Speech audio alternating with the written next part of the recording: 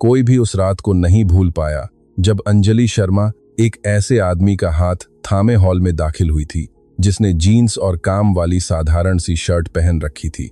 इससे पहले कि वह दूसरी मेज को पार करती, लोगों की दबी दबी हंसी शुरू हो चुकी थी। शालिनी ने सबसे पहले राजीव के कान में कुछ फुसफुसाया और राजीव ने एक ऐसी ठहाका लगाया जिसने माहौल की खामोशी को चाकू की तरह चीर दिया। रिया ने समझदारी का ढोंग करते हुए अपनी उंगलियों से अपना मुंह ढक लिया, लेकिन उसकी आंखों में एक अजीब सी बेरहमी चमक रही थी। ऐसी बेरहमी जो केवल उसी इंसान की आंखों में दिखती है जो बरसों से ऐसे किसी पल का इंतजार कर रहा हो। विक्रम ने हाथ में शैंपेन का ग्लास लिए बिना किसी शर्म के माधव की तरफ इशारा किया, मानो महंगे कपड़े पहनने वाले लोगों के बीच किसी साधारण इंसान की तरफ उंगली उठाना कोई खेल हो। अंजलि ने हर एक नजर को महसूस किया, हर उस टेढ़ी मुस्कान को भांपा, लेकिन वह रुकी नहीं। वह अपना सिर ऊंचा किए चलती रही। उसकी उंगलियां माधव की उंगलियों में मजबूती से फंसी थीं और उसके सीने में जो सुलग रहा था वह शर्मिंदगी नहीं बल्कि एक दृढ़ संकल्प था। उस समय उनमें से कोई भी यह नहीं जानता था कि रात अभी शुरू ही हुई थी और इससे पहले कि यह रात खत्म होती, उस हॉल में मौजूद कोई भी व्यक्ति माधव सोलंकी का मजाक उड़ाने की हिम्मत नहीं करता। लेकिन उस रात जो कुछ भी हुआ उसे समझने के लिए हमें बिल्कुल शुरुआत में जाना होगा। हमें उन दिनों में वापस जाना होगा जब अंजलि शर्मा एक ऐसी आम महिला थी जो स्वाभिमान के साथ इस दुनिया में खुद को साबित करने की कोशिश कर रही थी। एक ऐसी दुनिया जो उसके लिए राहें आसान नहीं बनाती थी। अंजलि करनाल के बाहरी इलाके में एक छोटे से घर में पली बढ़ी थी, जिसकी दीवारों में ऐशो आराम से कहीं ज्यादा त्याग और संघर्ष की कहानियां दफन थीं। उसके पिता ने अपनी पूरी जिंदगी एक ऐसी हार्डवेयर की दुकान में काम करते हुए बिता दी जो कभी उनकी अपनी नहीं हो सकी। उसकी मां दूसरों के कपड़े सिलकर अपने घर के बिल चुकाती थी। बचपन से ही अंजलि ने यह सीख लिया था कि किसी इंसान की कीमत इस बात से नहीं आंकी जाती कि उसके पास क्या है, बल्कि इससे आंकी जाती है कि जो कुछ उसे मिला है वह उसके साथ क्या करता है। उसने यह बात अपने माता पिता को हर सुबह बिना किसी शिकायत के उठते, बिना हार माने और दुनिया से अपनी मेहनत के बल पर हासिल किए गए हक से ज्यादा की उम्मीद न रखते हुए देखकर सीखी थी। जब उसने अपनी 12वीं की पढ़ाई पूरी की तो अंजलि को क्षेत्रीय विश्वविद्यालय में बिजनेस एडमिनिस्ट्रेशन की पढ़ाई करने के लिए एक आंशिक स्कॉलरशिप मिली। उसने शनिवार और रविवार को एक रेस्टोरेंट में वेट्रेस के रूप में काम किया और हफ्ते के बाकी दिनों में एक स्टेशनरी की दुकान में असिस्टेंट की नौकरी की, और इसके बावजूद उसने कभी कोई क्लास नहीं छोड़ी। उसने अच्छे अंकों के साथ ग्रेजुएशन पूरा किया, करनाल की ही एक इवेंट मैनेजमेंट कंपनी में नौकरी पाली और यहीं से उसकी जिंदगी को वह नया आकार मिलने लगा जिसे वह सचमुच अपना कह सकती थी। वह अपने काम में बहुत निपुण थी, व्यवस्थित, रचनात्मक और बेहद जिम्मेदार। सिर्फ 3 सालों में वह असिस्टेंट से सीधे प्रोजेक्ट कोऑर्डिनेटर बन गई और 5 सालों के भीतर तो वह कंपनी की मालकिन की सबसे भरोसेमंद और दाहिना हाथ बन चुकी थी। आयोजनों और उत्सवों की इस चकाचौंध भरी दुनिया में अंजलि की मुलाकात कई तरह के लोगों से हुई। उसने दरियादिल लोगों को भी देखा और बेहद संकीर्ण सोच वाले लोगों को भी। वह ऐसे परिवारों से भी मिली जो सच में दिल से खुशियां मनाते थे और ऐसे परिवारों से भी जिनका उत्सव सिर्फ दूसरों को नीचा दिखाने या दिखावा करने का जरिया था। इसी माहौल में उसकी मुलाकात शालिनी मेहता से हुई। शालिनी अपने पति की शादी की सालगिरह के एक कार्यक्रम के लिए उनकी कंपनी की सेवाएं लेने आई थी। वह दिखने में खूबसूरत और बेहद सलीकेदार थी, एक ऐसी महिला जो कहीं भी कदम रखती तो ऐसा लगता मानो वह जगह जन्म से उसी की हो। शुरुआत से ही उसने अंजलि के साथ एक रूखा सा और औपचारिक व्यवहार रखा, जैसा अक्सर कुछ लोग अपने से कमतर समझे जाने वाले लोगों के साथ करते हैं। वह सीधे तौर पर बदतमीज नहीं थी, बल्कि उन लोगों में से थी जो चेहरे पर मीठी मुस्कान रखकर भी आपको छोटा महसूस करा देते हैं। अंजलि ने पहली ही मुलाकात में इस बात को ताड़ लिया था, लेकिन उसने पेशेवर बने रहने का फैसला किया। उसने अपना काम बेहतरीन तरीके से पूरा किया। वह कार्यक्रम बेहद शानदार रहा और शालिनी पूरी तरह संतुष्ट थी, हालांकि उसने खुलकर कभी इसकी तारीफ नहीं की। जैसे जैसे साल बीतते गए, करनाल के सामाजिक हलकों में उनके रास्ते कई बार टकराए। हमेशा ऐसा ही होता था। शालिनी अपने दोस्तों के समूह के बीच केंद्र में रहती और अंजलि पर्दे के पीछे रहकर सब कुछ संभालती थी। शालिनी के पति राजीव एक वकील थे जो दूसरों की नजर में बहुत सफल थे, लेकिन अंजलि को वह बेहद घमंडी लगते थे। भले ही उसने कभी यह बात जुबान पर नहीं लाई। विक्रम उस ग्रुप का पुराना यार था जो ऐसी बातें सरेआम बोल देता था जिसे बाकी सब केवल सोचते थे पर कहने की हिम्मत नहीं जुटा पाते थे। रिया अपनी कमियों और असुरक्षाओं को छिपाने के लिए सबसे जोर से हंसने वालों में से थी। अंजलि इन सबको बहुत करीब से जानती थी। वह सालों से उन्हें देखती आ रही थी, जबकि उन्होंने कभी अंजलि की ओर सच में ध्यान नहीं दिया था। उनके लिए अंजलि बस उस तामझाम का एक हिस्सा भर थी जो काम की थी, फुर्तीली थी और अपनी हद में रहने वाली थी। लेकिन मार्च के एक आम मंगलवार को अंजलि की जिंदगी पूरी तरह बदल गई। वह शहर के बाहरी इलाके में उत्तरी छोर के बड़े फार्म हाउसों के पास एक इवेंट की जगह का मुआयना करने गई हुई थी। रास्ता काफी लंबा था और उसकी किस्मत ने उसी खास दिन उसका साथ छोड़ने का फैसला किया जब उसकी कार अचानक खराब हो गई। वह पेड़ों और सन्नाटे से घिरी एक सुनसान सड़क के किनारे खड़ी थी। मोबाइल का नेटवर्क भी गायब था और उसे समझ नहीं आ रहा था कि वह क्या करे। तभी वहां धूल से सनी हुई एक पुरानी पिकअप गाड़ी आकर रुकी, जिसका इंजन वैसी ही दमदार आवाज कर रहा था जैसी सिर्फ उन गाड़ियों से आती है जिन्होंने सचमुच कड़ी मेहनत झेली हो। गाड़ी से जो आदमी नीचे उतरा वह लंबे कद और चौड़े कंधों वाला था। उसके हाथ गवाही दे रहे थे कि उसने धूप और खुले आसमान के नीचे वो सही हाँ नन्ना आतगी है। उसके घने काले बाल थोड़े बिखरे हुए थे और उसके चेहरे पर एक ऐसा शांत भाव था जो मदद करने से पहले कोई सवाल नहीं पूछता। उसका बाढ़ देखरा ले चाने नाम माधव था, माधव सोलंकी। उसने यह बात किसी बड़े परिचय की तरह नहीं कही, बल्कि उसने बस अपना नाम ऐसे ही सहजता से बताया जैसे किसी नए इंसान से मिलने पर शिष्टाचार के नाते बताया जाता है। उसने बिना किसी बड़बोलेपन के बड़ी ही कुशलता से गाड़ी की जांच की। खराबी का पता लगाकर उसने अपनी पिकअप में रखे औजारों से उसे मिनटों में ठीक कर दिया।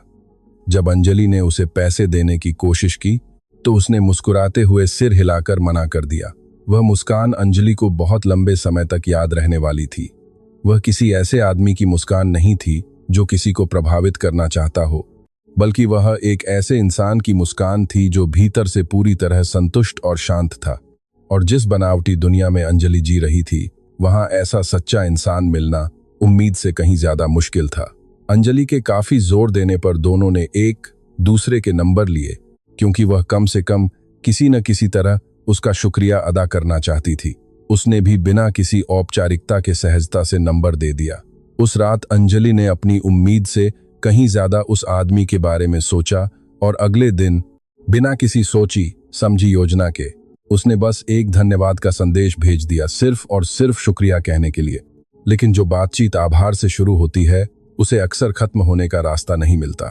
अंजलि और माधव के बीच संदेशों का सिलसिला धीरे धीरे शुरू हुआ, ठीक वैसे ही जैसे उन रिश्तों की शुरुआत होती है जो लंबे समय तक टिकते हैं।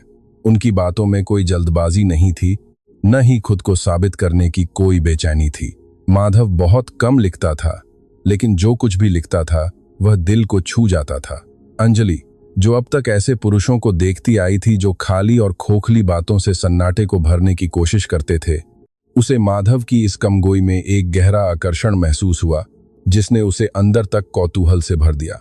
पहले हफ्ते उनके बीच बेहद संक्षिप्त संदेशों का आदान प्रदान हुआ। उसने पूछा कि क्या वह उस रात सही सलामत घर पहुंच गया था। उसने जवाब दिया कि हाँ, और साथ ही यह भी पूछा कि क्या गाड़ी ठीक चल रही है।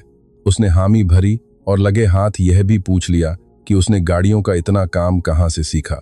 माधव ने सहजता से जवाब दिया कि खेतों पर काम करते हुए इंसान सब कुछ खुद ही सीख जाता है, क्योंकि हर छोटी चीज के लिए किसी मैकेनिक को बुलाने का न तो हमेशा समय होता है और न ही पैसा। इस एक जवाब ने अंजलि को माधव के बारे में उससे कहीं ज्यादा बता दिया जितना कोई बायोडाटा या रेज्यूमे बता सकता था। वह मुश्किलों का हल निकालने वाला इंसान था जो इस इंतजार में नहीं बैठता था कि समस्याएं अपने आप सुलझ जाएं। वह बिना किसी शिकायत या तारीफ की परवाह किए खुद काम में जुट जाने पर विश्वास रखता था। दूसरे हफ्ते उसने अंजलि को फोन किया। वह एक बहुत छोटी और सीधी बातचीत थी। उसने बिना किसी लाग लपेट या बहानेबाजी के और बिना उन दिखावे के पैंतरों के जो अक्सर पहली मुलाकातों के निमंत्रणों में होते हैं, सीधे तौर पर पूछ लिया कि क्या वह कभी उसके साथ चाय या कॉफी पीना पसंद करेगी। अंजलि ने बिना ज्यादा सोचे तुरंत हाँ कह दिया और इस बात ने खुद अंजलि को भी हैरान कर दिया कि वह अब अपनी जिंदगी में कुछ बहुत ही सरल और ईमानदार अनुभव करने के लिए पूरी बात तरह तैयार थी। वे करनाल के बीचों बीच स्थित एक छोटी सी कैफे में मिले। माधव बिल्कुल तय समय पर उसी साधारण शर्ट में पहुंचा जो वह हमेशा खेतों पर पहना करता था। वह शर्ट साफ सुथरी थी, लेकिन उसमें कोई दिखावा नहीं था।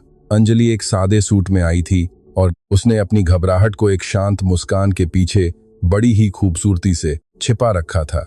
वे दोनों बैठे और उनके बीच पूरे 2 घंटे तक बातचीत हुई, जो महज 20 मिनट की तरह गुजर गए। माधव ने उसे अपने फार्म हाउस और खेतों के बारे में बताया। उसने अपने पिता के बारे में बात की, जिन्होंने दशकों की कड़ी मेहनत से उस पूरी जमीन और कारोबार को शून्य से खड़ा किया था। उसने जानवरों, फसलों के मौसमों, खेती बाड़ी की दिक्कतों और मिट्टी से जुड़कर जीने के उस असीम संतोष के बारे में बताया। वह इन सब चीजों के बारे में बिना किसी बढ़ा चढ़ाकर की गई कल्पना या शिकायत के बेहद सहज होकर बोल रहा था। वह जानता था कि यह एक कठिन जीवन है, लेकिन वह उसका अपना जीवन था और वह दिल से उसका सम्मान करता था।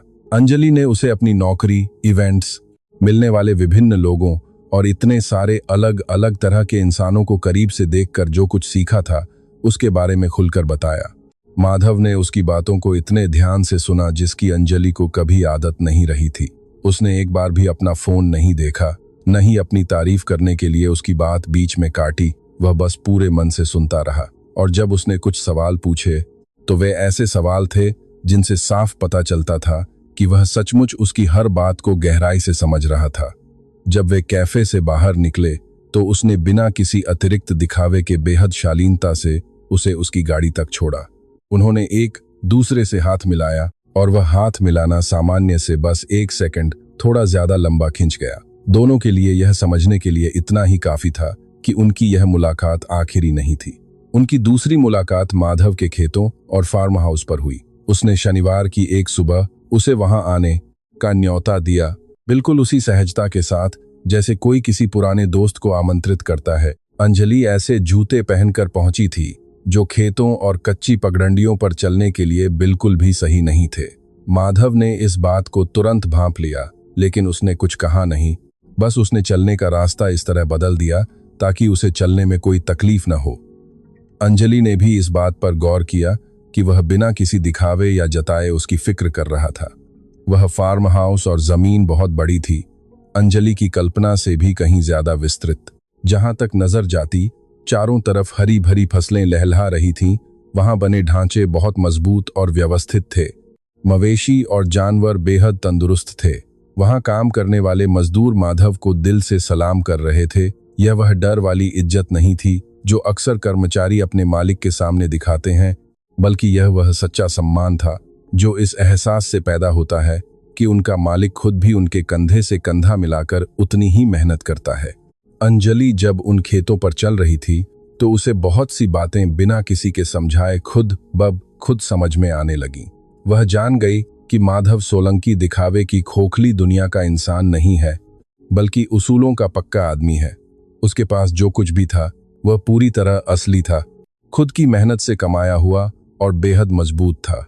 वहां कुछ भी सिर्फ दिखावे के लिए सजाया नहीं गया था, और विडंबना यह थी कि यही सादगी किसी भी दिखावटी तड़क भड़क से कहीं ज्यादा दिल को छू लेने वाली थी।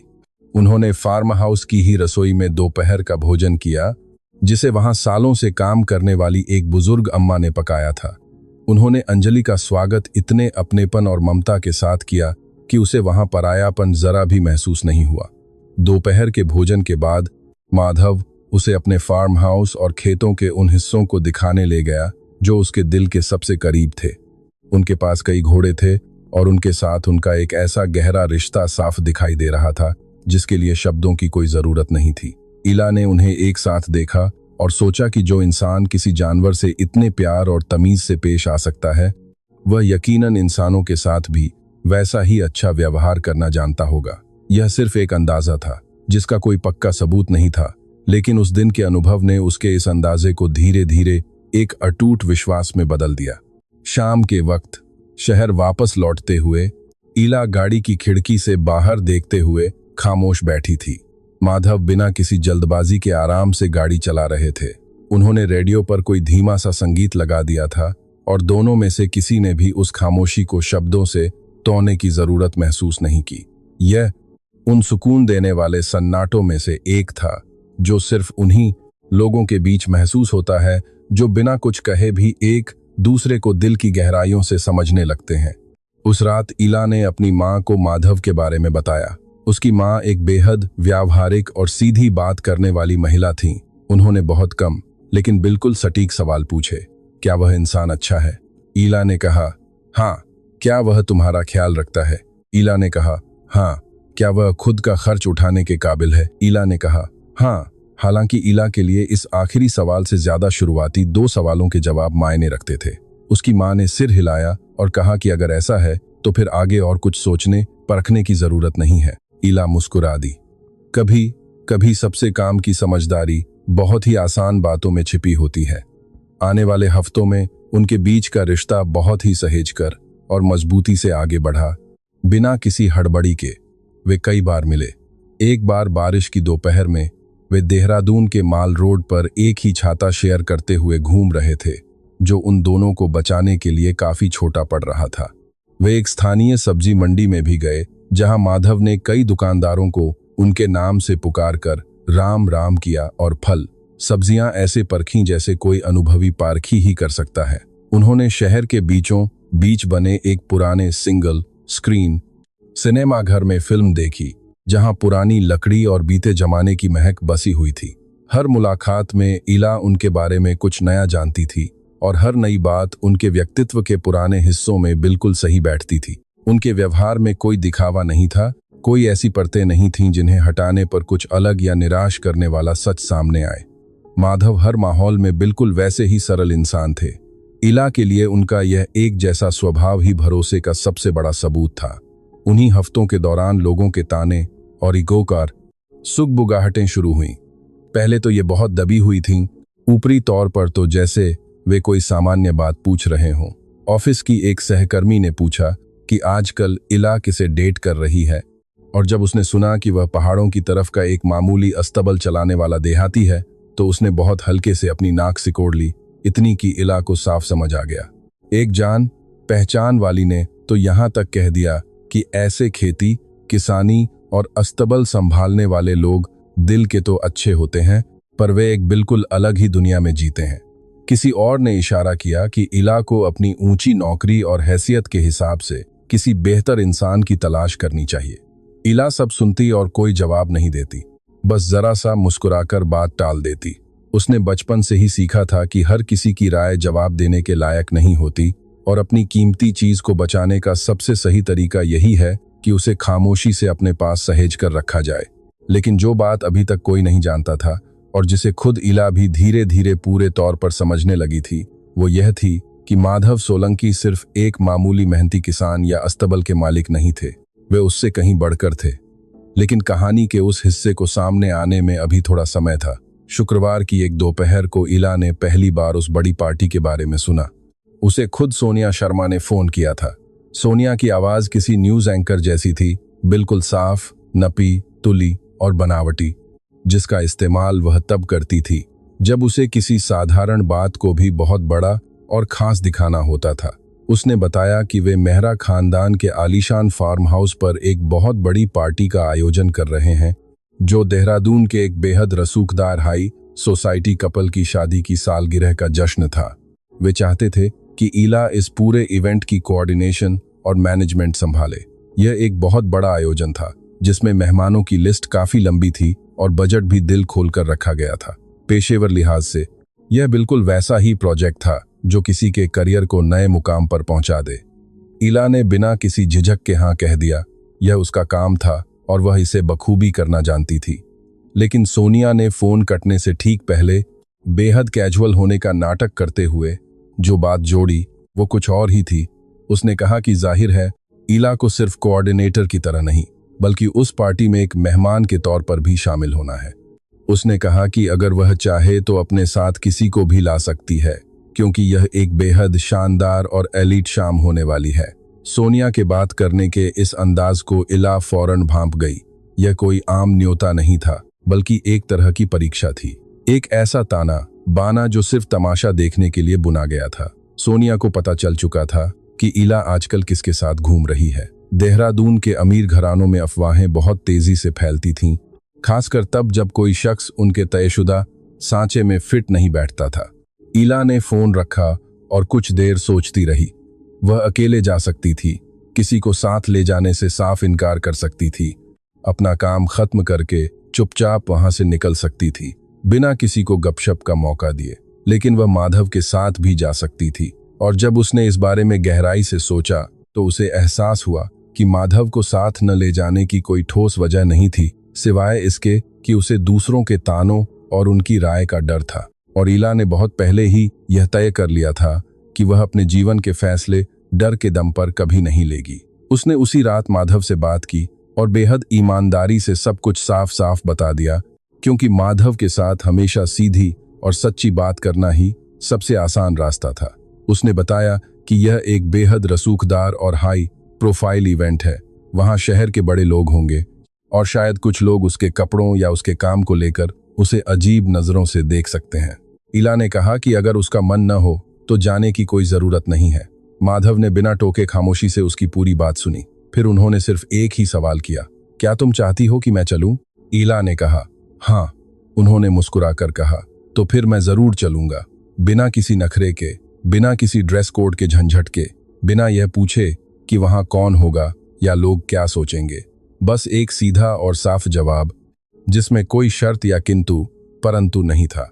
इवेंट से ठीक पहले के दिन ईला के लिए काम के लिहाज से बेहद व्यस्त और तनाव भरे रहे।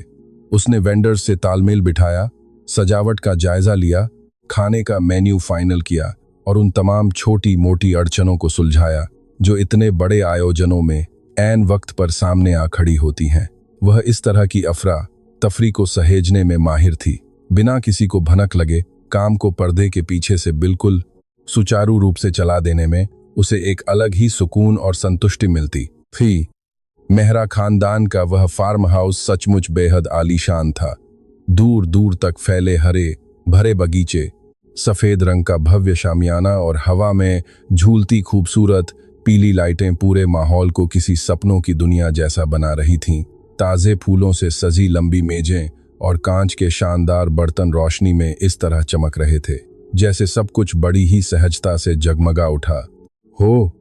ईला ने अपनी आदत के मुताबिक हर एक बारीक चीज का खुद मुआयना किया। जब मेहमानों के आने का वक्त शुरू हुआ तब तक ईला सब कुछ पूरी तरह से संभाल चुकी थी और उसने राहत की एक ठंडी सांस ली। ठीक उसी समय माधव वहां पहुंचे, हमेशा की तरह बिल्कुल वक्त के पाबंद।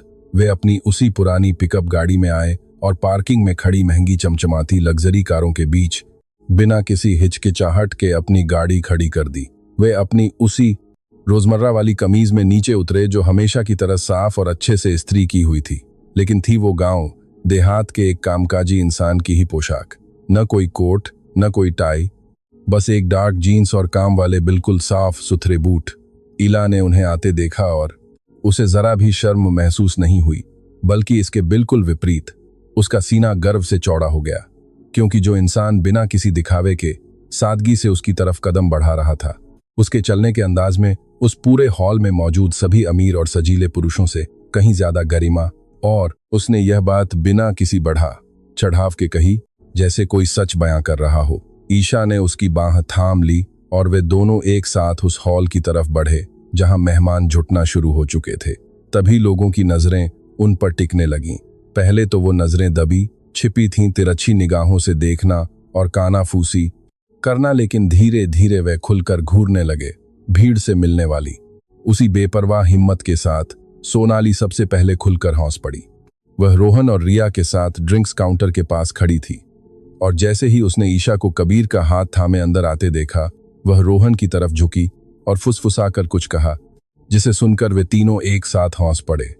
उन्होंने अपनी इस हरकत को छिपाने की कोशिश तक नहीं की। थोड़ी ही दूरी पर खड़ा करण, जिसके दूसरे हाथ में शैंपेन का ग्लास था, सीधे कबीर की तरफ उंगली दिखाकर कुछ बोला। ईशा उसकी बात सुन तो नहीं पाई, लेकिन उसके कमेंट पर आसपास खड़े लोग ठहाका मारकर हौस पड़े। कबीर ने यह सब कुछ देख लिया था। ईशा यह बात अच्छी तरह जानती थी, क्योंकि वह कबीर के हाव भाव को समझने लगी थी।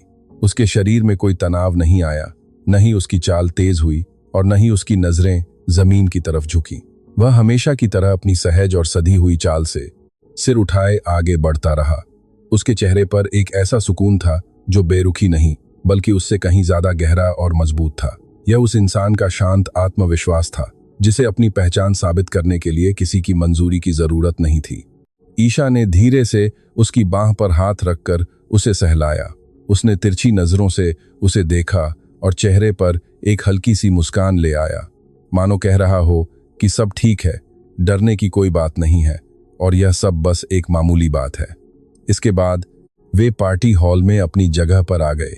ईशा जरूरत पड़ने पर इवेंट कोऑर्डिनेटर के तौर पर अपना काम संभालने लगी और शाम के अलग अलग इंतजामों को देखने के लिए बड़ी ही फुर्ती से यहाँ वहां जाने आने लगी।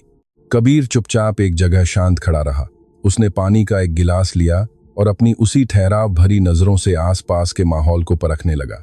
जब कोई महज औपचारिकता निभाने के लिए उसके पास आया तो उसने पूरी शालीनता से जवाब दिया, बिना किसी संकोच या बचाव के। अभी तक उस महफिल में कोई नहीं जानता था कि असल में कबीर मल्होत्रा कौन है। उस पूरे हॉल में मौजूद किसी भी शख्स ने सही सवाल नहीं पूछा था। उनकी यही नासमझी और यह झूठी तसल्ली कि सिर्फ उसे देखकर ही वे उसके बारे में सबके मिला कुछ जान चुके हैं, उनकी सबसे बड़ी भूल थी, जिसकी भारी कीमत उन्हें आज ही की रात चुकानी पड़ने वाली थी। रात धीरे धीरे आगे बढ़ने लगी। पार्टी में एक बनावटी तड़क भड़क थी, जैसी अक्सर उन महफिलों में होती है जहां लोग महंगे और डिजाइनर कपड़े तो पहन लेते हैं, लेकिन उनका बर्ताव उन कपड़ों जैसा आलीशान नहीं होता। वेटर हाथों में शैंपेन के ग्लास और तरह तरह के खास स्नैक्स की ट्रे लिए मेहमानों के बीच चक्कर लगा रहे थे। हल्की हल्की म्यूजिक की धुन बातचीत के बीच के सन्नाटे को भर रही थी। हर तरफ ठहाके गूंज रहे थे, जिनमें से कुछ तो सच्चे थे, लेकिन ज्यादातर बनावटी और नापे तौले थे। ईशा अलग अलग ग्रुप्स के बीच बड़ी कुशलता से घूम रही थी, बिल्कुल उस इंसान की तरह जो इस हाई सोसाइटी की दुनिया के चप्पे चप्पे से वाकिफ हो। वह इवेंट के हर छोटे बड़े इंतजाम को खुद चेक कर रही थी, कैटरर्स और वेंडर्स के सवालों के जवाब दे रही थी और अपने तजुर्बे के दम पर सामने आ रही छोटी मोटी दिक्कतों को बड़ी ही शांति से सुलझा रही थी।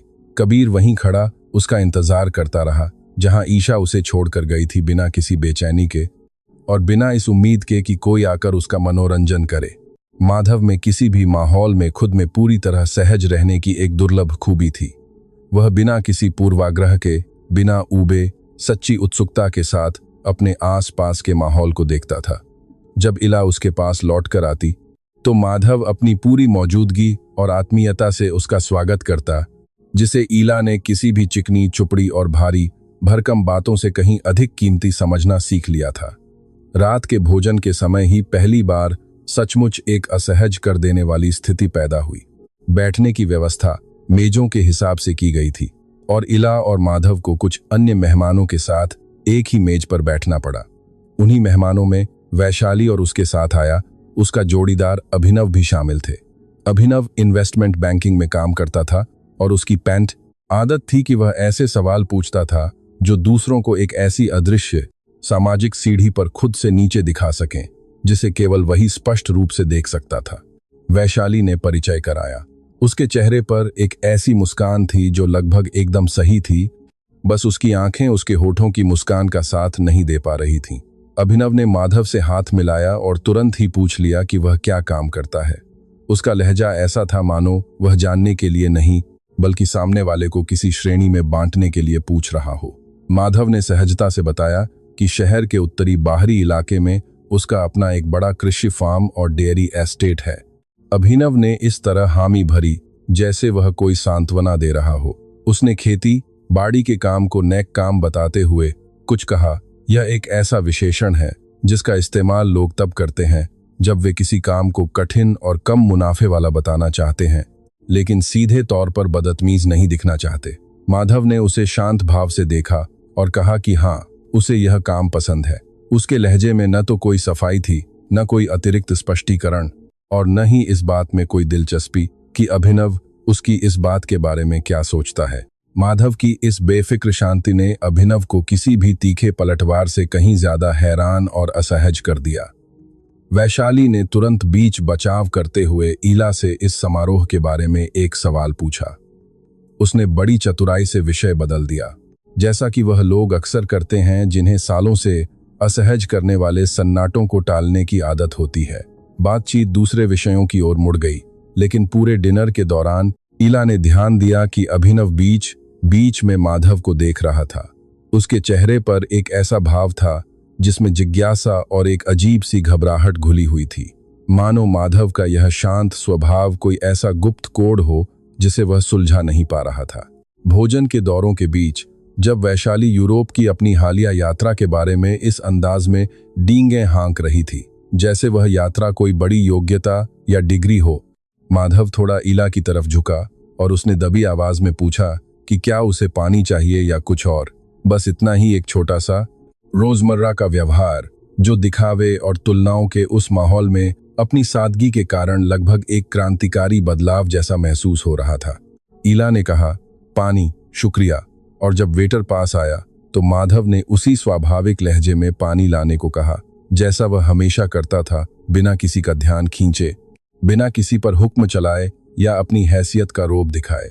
वैशाली ने यह देखा और अपनी भौहें थोड़ी सिकोड़ लीं, मानो यह सामान्य सा व्यवहार भी उसे उलझा रहा हो। डिनर के बाद जब संगीत की आवाज थोड़ी तेज हुई और कुछ मेहमान लॉन में बने अस्थायी डांस फ्लोर की तरफ बढ़ने लगे, तभी सोनाली वहां पहुंची। उसके साथ राघव और कार्तिक भी थे, जो अच्छे कपड़े पहने किसी उपग्रह की तरह उसके इर्द गिर्द घूम रहे थे। वह इला के पास आई और उसके चेहरे पर वही कांच जैसी बनावटी मुस्कान तैर रही थी जिसे वह सामाजिक समारोहों में ओढ़ लेती थी। उसने हवा में गाल चूमने का दिखावा करते हुए इला का अभिवादन किया, जिसमें अपनापन कम और आवाज ज्यादा थी। फिर उसने माधव को बड़ी पैनी नजर से देखा। यह देखने में उसे उतना ही समय लगा जितना यह तय करने में लगता है कि सामने वाला उसके समय के लायक नहीं है। उसने उसकी ओर हाथ बढ़ाया और अपना नाम इस तरह बताया मानो वह कोई बहुत बड़ा एहसान कर रही हो। माधव ने पूरी शालीनता से उसका अभिवादन स्वीकार किया। उसके साथ खड़े कार्तिक ने खेती, किसानी और बड़े फार्मों के बारे में प्रशंसा और उपहास के मिले जुले लहजे में कुछ कहा, जिसका सीधे विरोध करना मुश्किल था, क्योंकि वह बात तारीफ के मुखौटे के पीछे छिपी हुई थी। राघव ने बस चुपचाप देखा। उसका अंदाज उस व्यक्ति जैसा था जिसने मान लिया हो कि उसकी खामोशी ही उसकी समझदारी और ऊंचे स्तर की पहचान है। माधव ने हर बात का जवाब बेहद शांत रहकर दिया। उसने किसी को प्रभावित करने की कोशिश नहीं की।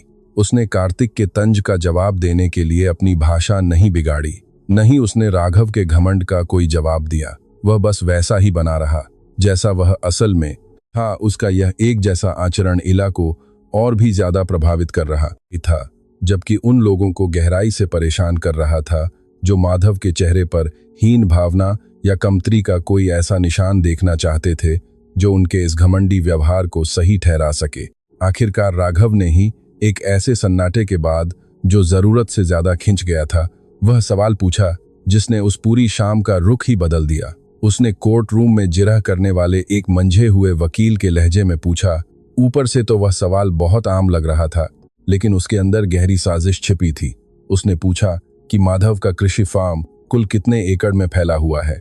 यह एक ऐसा सटीक सवाल था जो केवल वही व्यक्ति पूछ सकता है जो जानता हो कि आंकड़े उन सच्चाइयों को भी उजागर कर देते हैं जिन्हें शब्द छिपाने की कोशिश करते हैं। माधव ने उसे एक पल के लिए देखा और फिर जवाब दिया। उसने वह आंकड़ा उसी सहजता और शांति से बताया जैसे वह कोई साधारण सी बात कह रहा हो, बिना किसी नाटकीय ठहराव या किसी भूमिका के।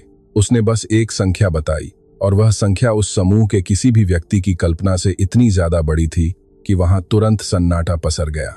सोनाली की पलकें झपकना बंद हो गईं। राघव ने तुरंत अपने चेहरे के हाव भाव संभालने की कोशिश की। कार्तिक ने हाथ में पकड़े जाम को थोड़ा नीचे कर लिया।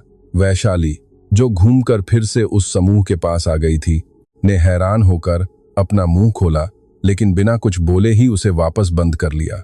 इला यह सब देख रही थी और उसके अंदर एक गहरी संतुष्टि की भावना उमड़ रही थी। हालांकि अभी सबसे अहम बात सामने आना बाकी थी, क्योंकि जमीन का वह विशाल पैमाना तो माधव सोलंकी की असली पहचान की महज एक छोटी सी शुरुआत भर था। संख्या बताने के बाद जो सन्नाटा छाया वह कुछ ही सेकंड का था, लेकिन वह ऐसा सन्नाटा था जो बेहद भारी महसूस हो रहा था। राघव ने सबसे पहले खुद को संभाला, क्योंकि पेशेवर वकीलों को यह अच्छे से सिखाया जाता है कि वे अपने चेहरे के हाव भावों को लंबे समय तक उजागर न होने दें। उसने ऐसे लहजे में पूछा जो सामान्य दिखने की कोशिश तो कर रहा था पर पूरी तरह से हो नहीं पा रहा था, कि क्या यह कृषि फार्म पुश्तैनी था या उसे विरासत में मिला था। यह सवाल माधव की मेहनत को कम आंकने के इरादे से पूछा गया था, ताकि यह जताया जा सके कि माधव के पास जो कुछ भी है वह उसकी अपनी काबिलियत नहीं बल्कि विरासत की देन है, मानो इससे कोई फर्क पड़ता हो। माधव ने जवाब दिया कि हाँ, इस फार्म की शुरुआत उसके पिता ने की थी, लेकिन आज वह जिस मुकाम पर है उसे उसने खुद अपने हाथों से खड़ा किया है। उसने यह बात बिना किसी घमंड के प्रदर्शन या बिना किसी झूठे बड़प्पन के कही, बिल्कुल उसी सादगी से जैसे कोई सिर्फ सच बयां कर रहा हो। राघव ने बात को समझते हुए धीरे से सिर हिलाया। कार्तिक ने बातचीत पर दोबारा अपना दबदबा बनाने की कोशिश करते हुए कृषि क्षेत्र को लेकर एक ऐसी टिप्पणी की जो ऐसा लगा मानो उसने कभी किसी लेख में पढ़ी हो और जिसके बारे में उसे खुद कोई गहरी जानकारी न हो। सोनाली अब भी मुस्कुरा रही थी, लेकिन अब उसकी मुस्कान से वह पहले जैसा बेफिक्र भरोसा गायब हो चुका था और उसकी जगह एक सोची समझी सावधानी ने ले ली थी। इला बिना कोई दखल दिए चुपचाप सब देख रही थी। उसे माधव का बचाव करने की कोई जरूरत नहीं थी। माधव को किसी के सहारे या बचाव की जरूरत थी ही नहीं, और यही वह बात थी जो इला को उसकी तरफ सबसे ज्यादा आकर्षित करती थी। इस बातचीत के बाद वह समूह दूसरे मेहमानों से मिलने का बहाना बनाकर वहां से खिसक गया। यह वही सलीकेदार तरीका है जिसे लोग तब अपनाते हैं जब उन्हें समझ नहीं आता कि ऐसी बातचीत को आगे कैसे बढ़ाया जाए जो उनकी उम्मीद के मुताबिक न रही हो। इला और माधव कुछ देर के लिए लॉन के उस कोने में अकेले रह गए। उनके पीछे भव्य शामियाने की रोशनियां जगमगा रही थीं और संगीत की धुनें रात की गुनगुनी हवा में गूंज रही थीं। माधव ने इला की तरफ देखा और पूछा कि क्या वह थोड़ा टहलना पसंद करेगी। उसने हाँ कहा। वे लॉन के आखिरी छोर की तरफ बढ़ने लगे, जहां से घने पेड़ शुरू होते थे और संगीत की आवाज थोड़ी धीमी हो जाती थी। वह मुख्य समारोह से दूर एक शांत और सुकून भरा कोना था।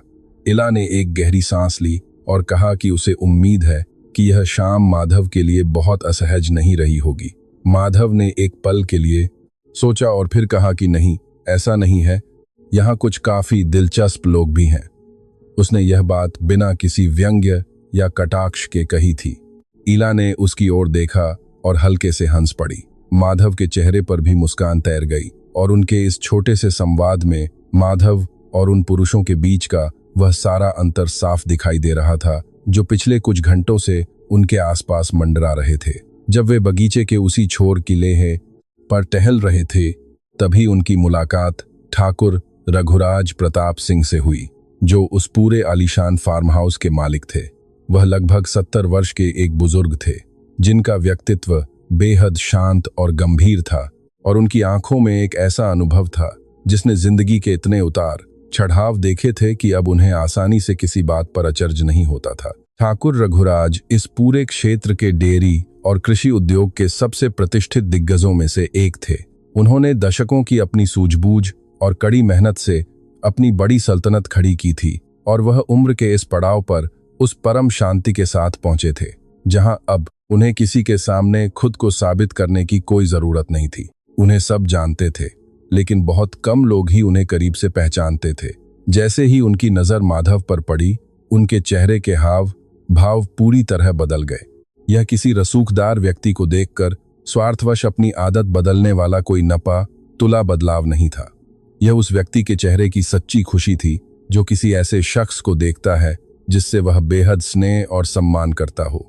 वह मजबूत कदमों से आगे बढ़े और अपना एक्स लाज कर दी है हाथ बढ़ा दिया, और जब माधव ने उनसे हाथ मिलाया तो ठाकुर साहब ने अपना दूसरा हाथ भी उसके हाथ के ऊपर रख दिया।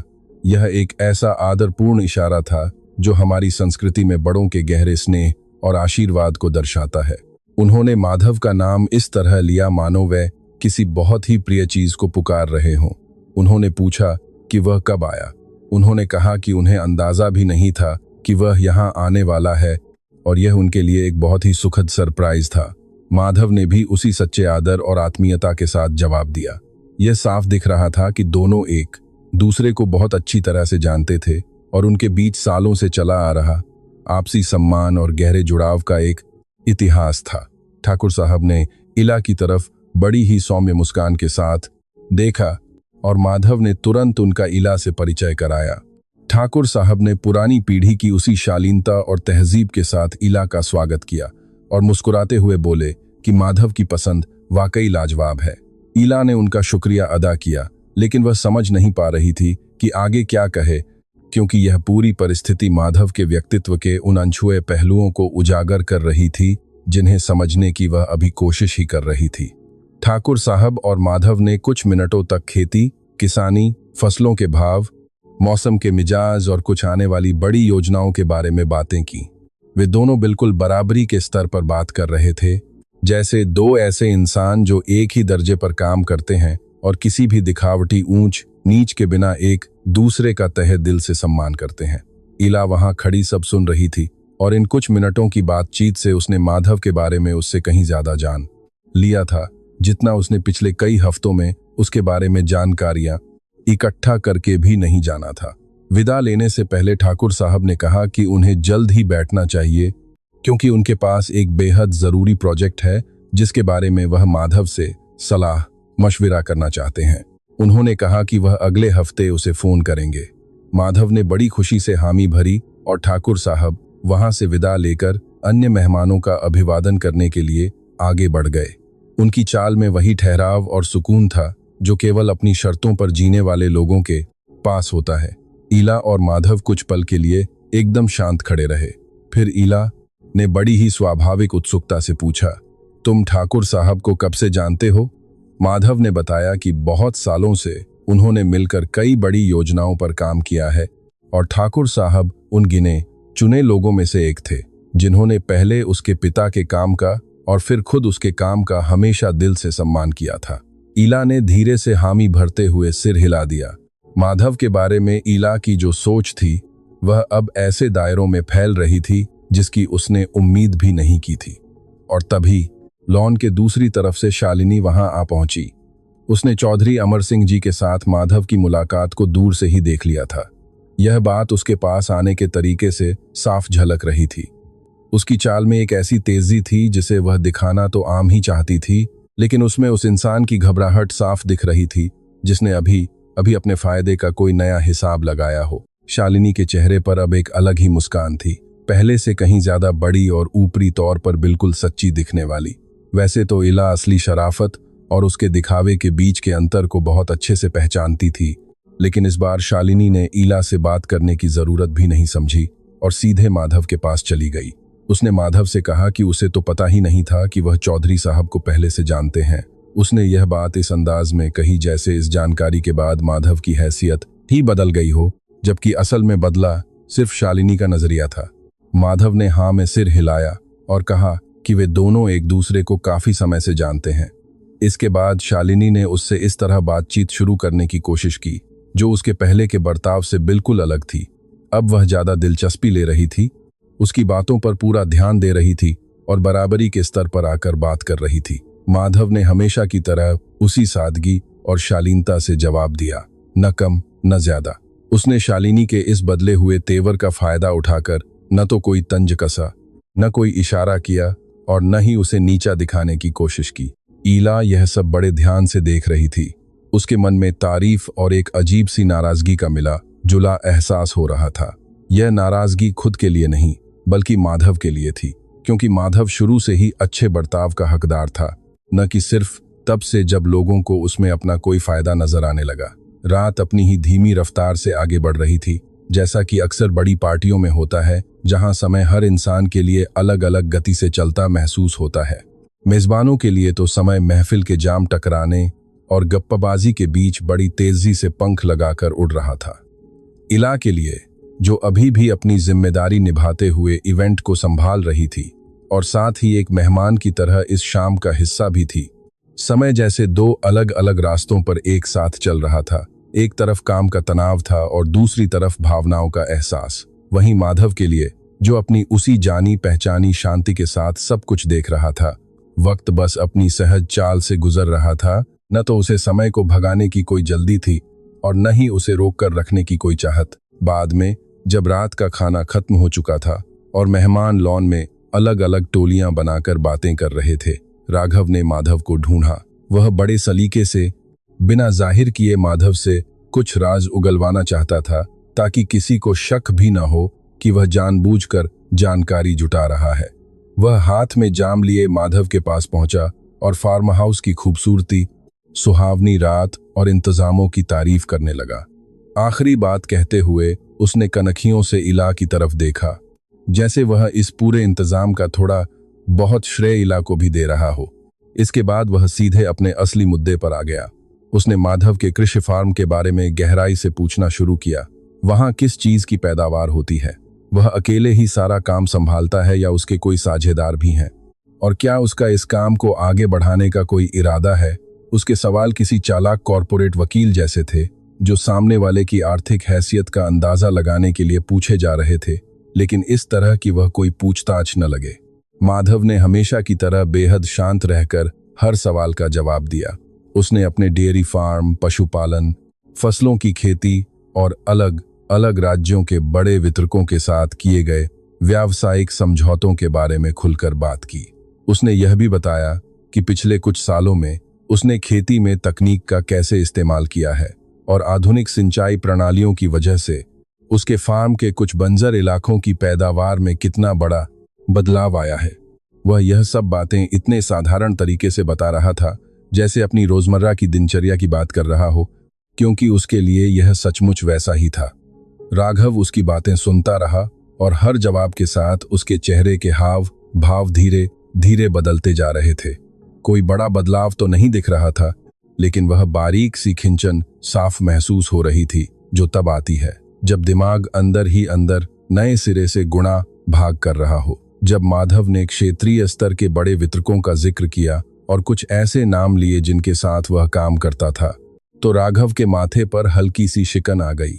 वे ऐसे नाम थे जिन्हें राघव बहुत अच्छे से जानता था, जो उस कारोबार के सबसे रसूखदार नाम थे और जिन्हें कोई भी आम आदमी यूं ही अपनी बातचीत में नहीं ले सकता था। करण भी हमेशा की तरह बिना बुलाए चुपके से उस समूह के पास आकर खड़ा हो गया और बातें सुनने लगा। अब उसका खड़ा होने का अंदाज बदल चुका था। उसके ऐंत शाज को निकले शरीर में अब वह लापरवाही नहीं थी जो खुद को दूसरों से श्रेष्ठ समझने वाले इंसान में होती है। वह अब बिल्कुल सीधा और सचेत होकर खड़ा था और हाथ में पकड़े जाम को हिलाना भी उसने बंद कर दिया था। इला ने दूर खड़े होकर भी इन सारे बदलावों को भांप लिया। वह कुछ ही दूरी पर इवेंट खत्म होने के सिलसिले में एक वेंडर से बात कर रही थी, लेकिन उसकी नजरें माधव पर ही टिकी थीं। वह हमेशा ऐसा ही करती थी, किसी शक के दायरे में नहीं, बल्कि इसलिए क्योंकि माधव की मौजूदगी से उसे एक गहरा सुकून मिलता था जिसे वह अपने पास महसूस करना चाहती थी। जब उसने वेंडर से अपनी बातचीत खत्म की तो वह उनके समूह के पास चली आई। राघव ने भी अब उसकी तरफ एक अलग ही नजरिया से देखा, जैसे अचानक इला की अहमियत उसकी नजरों में कई गुना बढ़ गई हो। इस तरह का मतलबी आदर बहुत अखरता है, ऐसा आदर जो केवल तब मिलता है जब आप दूसरों के पैमाने पर खरे उतरते हैं या उनके किसी काम के साबित होते हैं। इला को वह मान सम्मान पसंद था जो इन शर्तों का मोहताज न हो। वह वर्षा ही थी जिसने आखिरकार वह सवाल पूछ ही लिया जिसे पूछने की हिम्मत अब तक किसी ने सीधे सीधे नहीं की थी।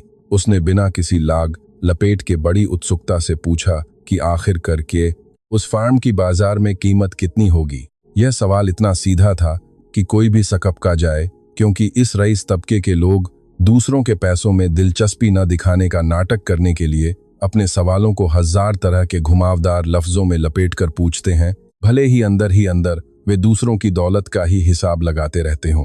माधव ने एक पल के लिए उसे देखा और फिर अपनी पूरी संपत्ति की अनुमानित कीमत का एक आंकड़ा बताया। उसने वह आंकड़ा भी उतनी ही सादगी से बताया जैसे उसने पूरी शाम हर बात का जवाब दिया था। इसका असर तुरंत और पूरी तरह देखने को मिला। शालिनी, जो फिर से उस समूह के चक्कर काट रही थी, उसके मुंह से अचानक एक ठंडी आह निकल गई जो साफ सुनी जा सकती थी। राघव ने भी अब बेपरवाह होने का नाटक करना छोड़ दिया था।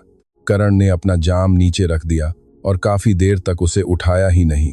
वर्षा की आंखें हैरानी से चौड़ी हो गईं, जिससे उसके चेहरे पर चढ़ा तमीज और तहजीब का नकली नकाब एक पल के लिए पूरी तरह उतर गया। इला कुछ नहीं बोली। वह चुपचाप सब देखती रही और देखते देखते उसे वह सब याद आने लगा कि कैसे ये लोग पहले दबी जुबान में मुस्कुरा रहे थे और कैसे माधव के साधारण कुर्ते, पायजामे और साफ सूथरी जूतियों में वहां आने पर ये आपस में इशारे कर रहे थे।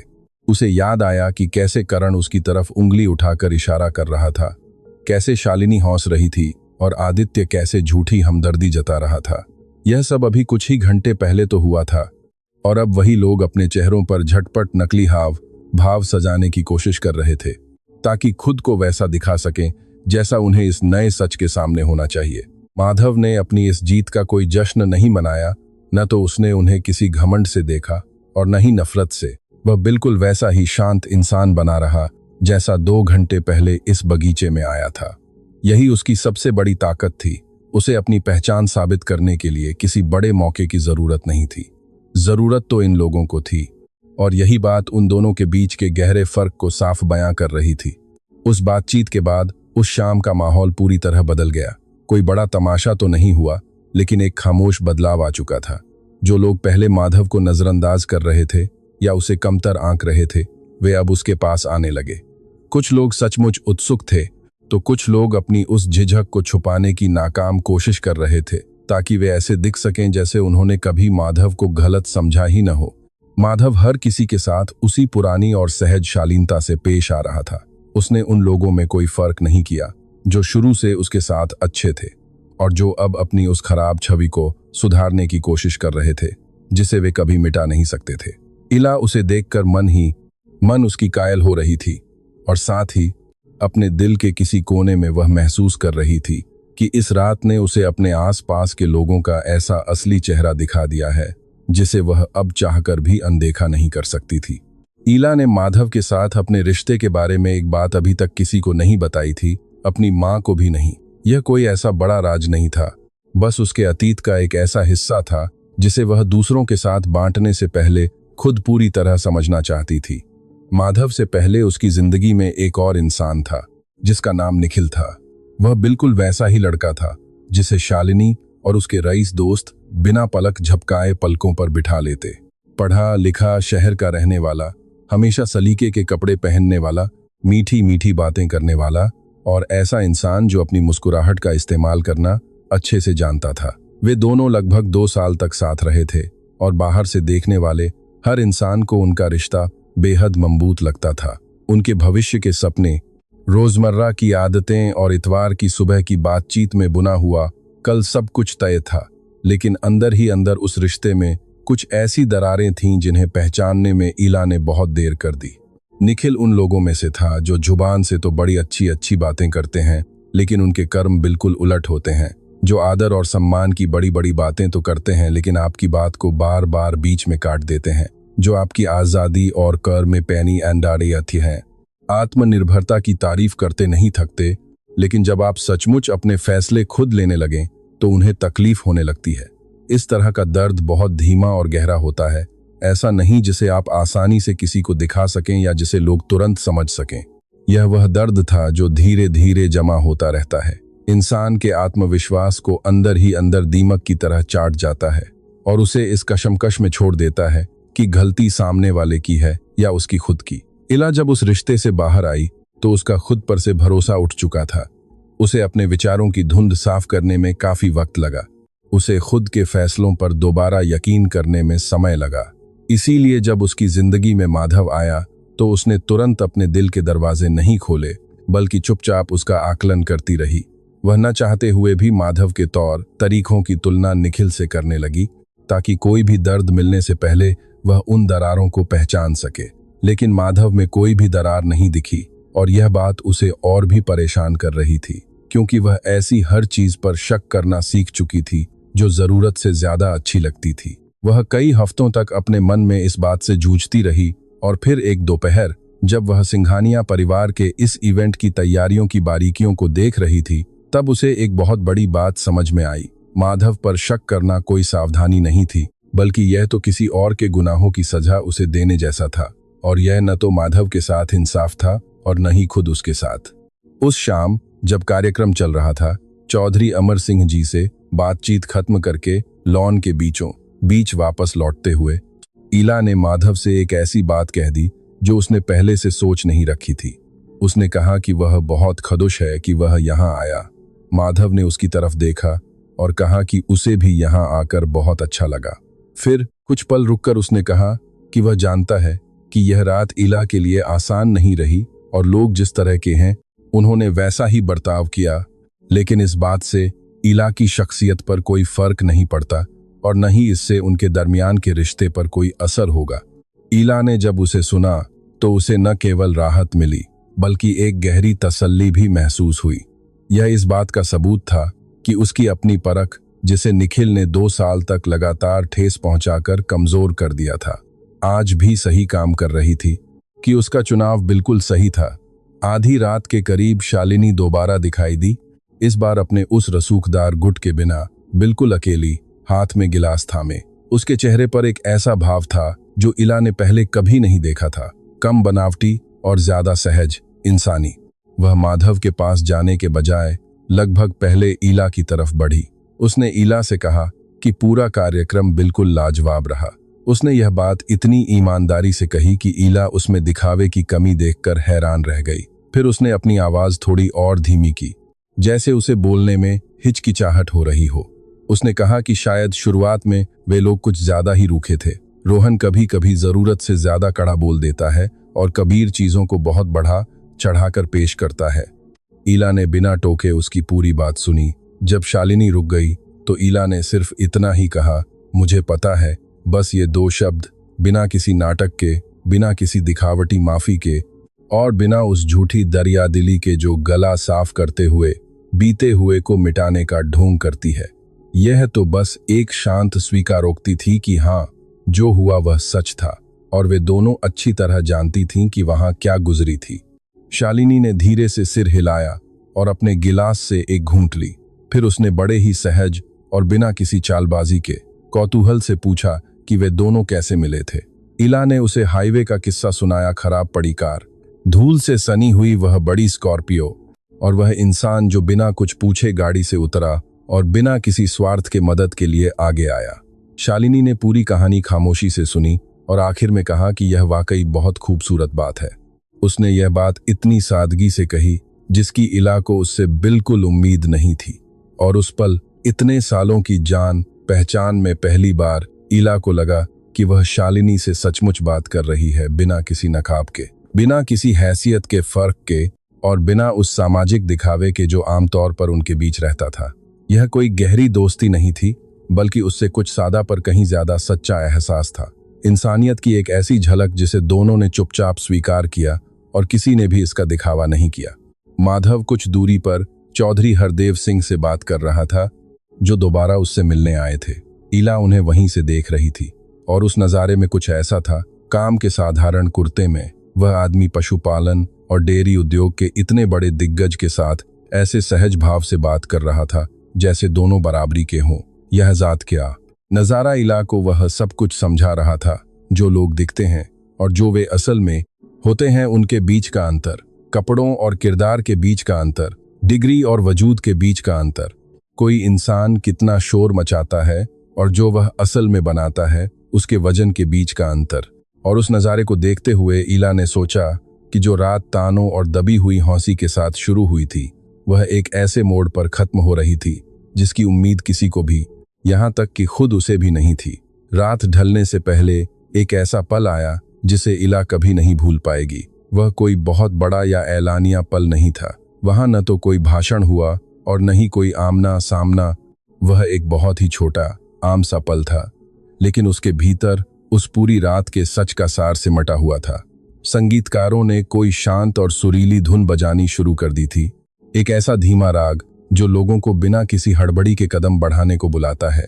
कुछ जोड़े उठकर लॉन के बीचों बीच बने खुले हिस्से की तरफ बढ़ने लगे थे। माधव इला के पास आया, जो उस समय कैटरिंग स्टाफ के एक लड़के के साथ आखिरी चीजों की जांच कर रही थी। और जब वह काम पूरा कर चुकी तो माधव ने उसकी तरफ अपना हाथ बढ़ाया और पूछा कि क्या वह डांस करना चाहेगी। बिना किसी औपचारिकता या फालतू के रोमांस के, बस एक सीधा और सादा सा सवाल। इला ने उसका हाथ थाम लिया। वे दोनों लॉन के बीच में आए और नाचने लगे। दोनों में से कोई भी बहुत अच्छा डांसर नहीं था, लेकिन इस बात से कोई फर्क नहीं पड़ता था। शालिनी ने उन्हें लॉन के किनारे से देखा, रोहन ने भी। कबीर किसी दूसरी बातचीत में मसरूफ था, लेकिन उसने भी एक पल के लिए उन्हें मुड़कर देखा। उन सबके चेहरों पर एक ऐसा भाव था जिसे ठीक से पछतावा तो नहीं कहा जा सकता, लेकिन वह काफी हद तक उसी के जैसा था। एक ऐसी देर से होने वाली समझ जो तब आती है जब किसी को यह एहसास होता है कि उसने किसी इंसान या हालात को गलत आंका था, जानकारी की कमी के कारण नहीं, बल्कि अपनी पहले से बनाई हुई धारणाओं के कारण। कार्यक्रम आधी रात के बाद खत्म हुआ। इला ने हमेशा की तरह अपनी पूरी कुशलता के साथ समेटने के आखिरी कामों की देखरेख की। माधव बिना किसी बेचैनी के उसका इंतजार करता रहा। वह विदा ले रहे आखिरी मेहमानों से बातें कर रहा था, उनके सवालों के जवाब दे रहा था और हाथ मिला रहा था। जब सजावट वाले अपना आखिरी सामान समेट कर चले गए और लॉन लगभग खाली हो गया, तो इला और माधव एक साथ पार्किंग की तरफ बढ़े। रात ठंडी और साफ थी। पंडाल की बत्तियां अभी भी जल रही थीं, हालांकि वेटर उन्हें एक एक करके बुझा रहे थे। एक लंबे कार्यक्रम के शोर शराबे के बाद लौटने वाले सन्नाटे में हमेशा एक अलग तरह का सुकून होता है, जैसे सब कुछ अपनी कुदरती जगह पर वापस लौट आया हो। पार्किंग में अपनी गाड़ियों की तरफ जाने से पहले माधव रुका और उसने एक पल के लिए इला की तरफ देखा। उसने इला से कहा कि यह एक अच्छी रात थी। इला ने उसकी तरफ देखा और कहा कि हाँ, वाकई यह बहुत अच्छी रात थी। माधव ने कहा कि वह उसे कल फोन करेगा। इला ने कहा कि वह उसके फोन का इंतजार करेगी, और बस बात वहीं खत्म हो गई। न कोई बड़ा इकरार हुआ, न वैसा कोई अंत हुआ जैसा फिल्मों में देखने की आदत होती है। बस दो लोग थे जिन्होंने एक दूसरे को अच्छी तरह देखा था और कुछ ऐसा पा लिया था जिसे आगे भी देखना जरूरी था। इला गाड़ी का शीशा थोड़ा सा गिराकर और धीमा संगीत बजाते हुए घर की तरफ चल पड़ी। उसने उस पूरी रात के बारे में सोचा। शुरुआत की वह दबी हुई हौंसी, माधव का वह शांत धीरज, रोहन का चेहरा जब उसने जमीन के बारे में सुना था, और शालिनी की आंखें जब उसने पूछा था कि वे दोनों कैसे मिले थे। लॉन के बीचों बीच बिना किसी दिखावे के किए गए उस डांस के बारे में सोचते हुए उसे लगा कि इस रात ने उसे सिखा दिया था कि वह असल में किस तरह का जीवन जीना चाहती है। ऐसी जिंदगी नहीं जहां लोगों की कीमत उनके कपड़ों या उनके बड़े ओहदों से आंकी जाए, बल्कि ऐसी जिंदगी जहां इंसान की नीयत, उसका किरदार और उसकी कथनी और करनी का तालमेल मायने रखे। जब वह अपने फ्लैट पर पहुंची तो उसने सोने की तैयारी की और बत्ती बुझाने से पहले अपना फोन उठाकर माधव को एक छोटा सा मैसेज भेजा। उसमें सिर्फ इतना लिखा था कि यह एक अच्छी रात थी। उसका जवाब 1 मिनट से भी कम समय में आ गया। उसका मैसेज भी छोटा सा था। उसमें लिखा था कि अगली बार इससे भी बेहतर होगा। इला मुस्कुराई और उसने लाइट बंद कर दी, और जब उसे नींद आने लगी तो उसके दिमाग में न शालिनी थी, न रोहन और न ही कबीर। वह तो बस हाईवे के किनारे खड़ी धूल से सनी हुई उस गाड़ी के बारे में सोच रही थी, और उस आदमी के बारे में जो बिना कुछ पूछे मदद के लिए नीचे उतरा था, और इस बात पर कि कैसे कभी कभी जिंदगी की सबसे अहम चीजें उन जगहों और पलों से शुरू होती हैं जिनकी हमें सबसे कम उम्मीद होती है। लेकिन इला उस रात यह नहीं जानती थी, जो उसे आने वाले दिनों में पता चलने वाला था, कि माधव सोलंकी के साथ उसकी इस कहानी की अभी कई ऐसी परतें थीं जो उसने देखी ही नहीं थीं, और उनमें से कुछ परतें उन चीजों को पूरी तरह बदल देंगी जिन्हें वह अपने भविष्य के लिए तय मान चुकी थी। हुड्डा परिवार के उस कार्यक्रम के बाद के दिन पहले जैसे नहीं रहे, किसी नाटकीय या अचानक आए बदलाव के साथ नहीं, बल्कि उस धीमी और कोमल तब्दीली के साथ जो तब महसूस होती है जब अंदर ही अंदर कुछ बुनियादी तौर पर बदल चुका होता है, भले ही ऊपर से सब कुछ पहले जैसा ही दिख रहा था। माधव ने अगले दिन फोन किया, जैसा उसने वादा किया था। उन्होंने लगभग 1 घंटे तक बात की, पिछली रात के बारे नहीं और न ही शालिनी और उसके दोस्तों के बर्ताव के बारे में। उन्होंने दूसरी तमाम चीजों पर बात की, फार्म पर सिंचाई की प्रणाली में आई किसी तकनीकी खराबी के बारे में, एक ऐसी फिल्म के बारे में जो इला ने बरसों पहले देखी थी और माधव ने कभी नहीं देखी थी, और शहर के बाहरी इलाके में अगले हफ्ते लगने वाले एक हस्तशिल्प मेले में जाने के बारे में। ये ऐसी बातचीत थी जो दो ऐसे लोगों के बीच होती है जिनकी अपनी एक जिंदगी है और वे उसे बड़े सहज भाव से साझा करते हैं, बिना इस कोशिश के कि हर एक बात को बहुत महत्वपूर्ण या गहरा बनाया जाए। इला यह बात पहले से जानती थी। यह किसी भी बड़े इकरार से कहीं ज्यादा सच्ची नजदीकी थी। जो चीज वाकई बदली वह था उनके आस पास का माहौल। कार्यक्रम के 2 दिन बाद शालिनी ने उसे एक मैसेज भेजा। शालिनी के मिजाज के हिसाब से यह काफी लंबा मैसेज था, क्योंकि वह आमतौर पर बहुत छोटे और नपे तुले शब्दों में बात किया करती थी। उसने लिखा था कि उसने उस रात के बारे में बहुत सोचा है और उसे लगता है कि उसने बिना पूरी जानकारी के हालातों को गलत आंका था। उसने यह भी लिखा कि वह उम्मीद करती है कि वे दोनों जल्द ही बैठकर तसल्ली से बात कर सकेंगी। इला ने उसे कई बार पढ़ा, लेकिन फौरन कोई जवाब नहीं दिया। उसने पूरा एक दिन बीत जाने दिया, क्योंकि जिन जवाबों की अहमियत होती है वे थोड़ा वक्त मांगते हैं। फिर उसने संक्षेप में और पूरी ईमानदारी से जवाब दिया। उसने लिखा कि हाँ, वे बात कर सकती हैं और वक्त ही बताएगा कि क्या उनके बीच कोई सच्चा रिश्ता बन सकता है। शालिनी ने सिर्फ एक मैसेज भेजा जिसमें लिखा था कि यह बिल्कुल सही बात है। रोहन उम्मीद के मुताबिक ज्यादा घुमावदार निकला। उसने सीधे इला से संपर्क नहीं किया, बल्कि एक साझे परिचित के जरिए यह पूछवाया कि क्या माधव कृषि क्षेत्र में निवेश की कुछ परियोजनाओं को लेकर एक बिजनेस मीटिंग करने में दिलचस्पी रखेगा। इला ने अपनी कोई राय दिए बिना यह बात माधव को बता दी। माधव ने सुना, एक पल के लिए सोचा और कहा कि अगर मीटिंग वाकई सच्चे बिजनेस के लिए है तो वह इस पर सोच सकता है, लेकिन उसे रोहन की तरफ से मिलने वाली किसी भी चीज की कोई जरूरत नहीं है। उसने यह बात बिना किसी कड़वाहट के कही, बस उस साफ लहजे में जो अपनी जगह को अच्छी तरह पहचानता है। कबीर ने किसी से कोई संपर्क नहीं किया। वह उस किस्म का इंसान था जो अपनी गलतियों का सामना करने के बजाय यह पसंद करता था कि लोग सब कुछ खुद ब खुद भूल जाएं। इला उसकी इस आदत को समझती थी, भले ही वह इसके लिए उसकी कद्र नहीं करती थी। काम के मामले में भी चीजें बड़े सूक्ष्म तरीके से बदलीं।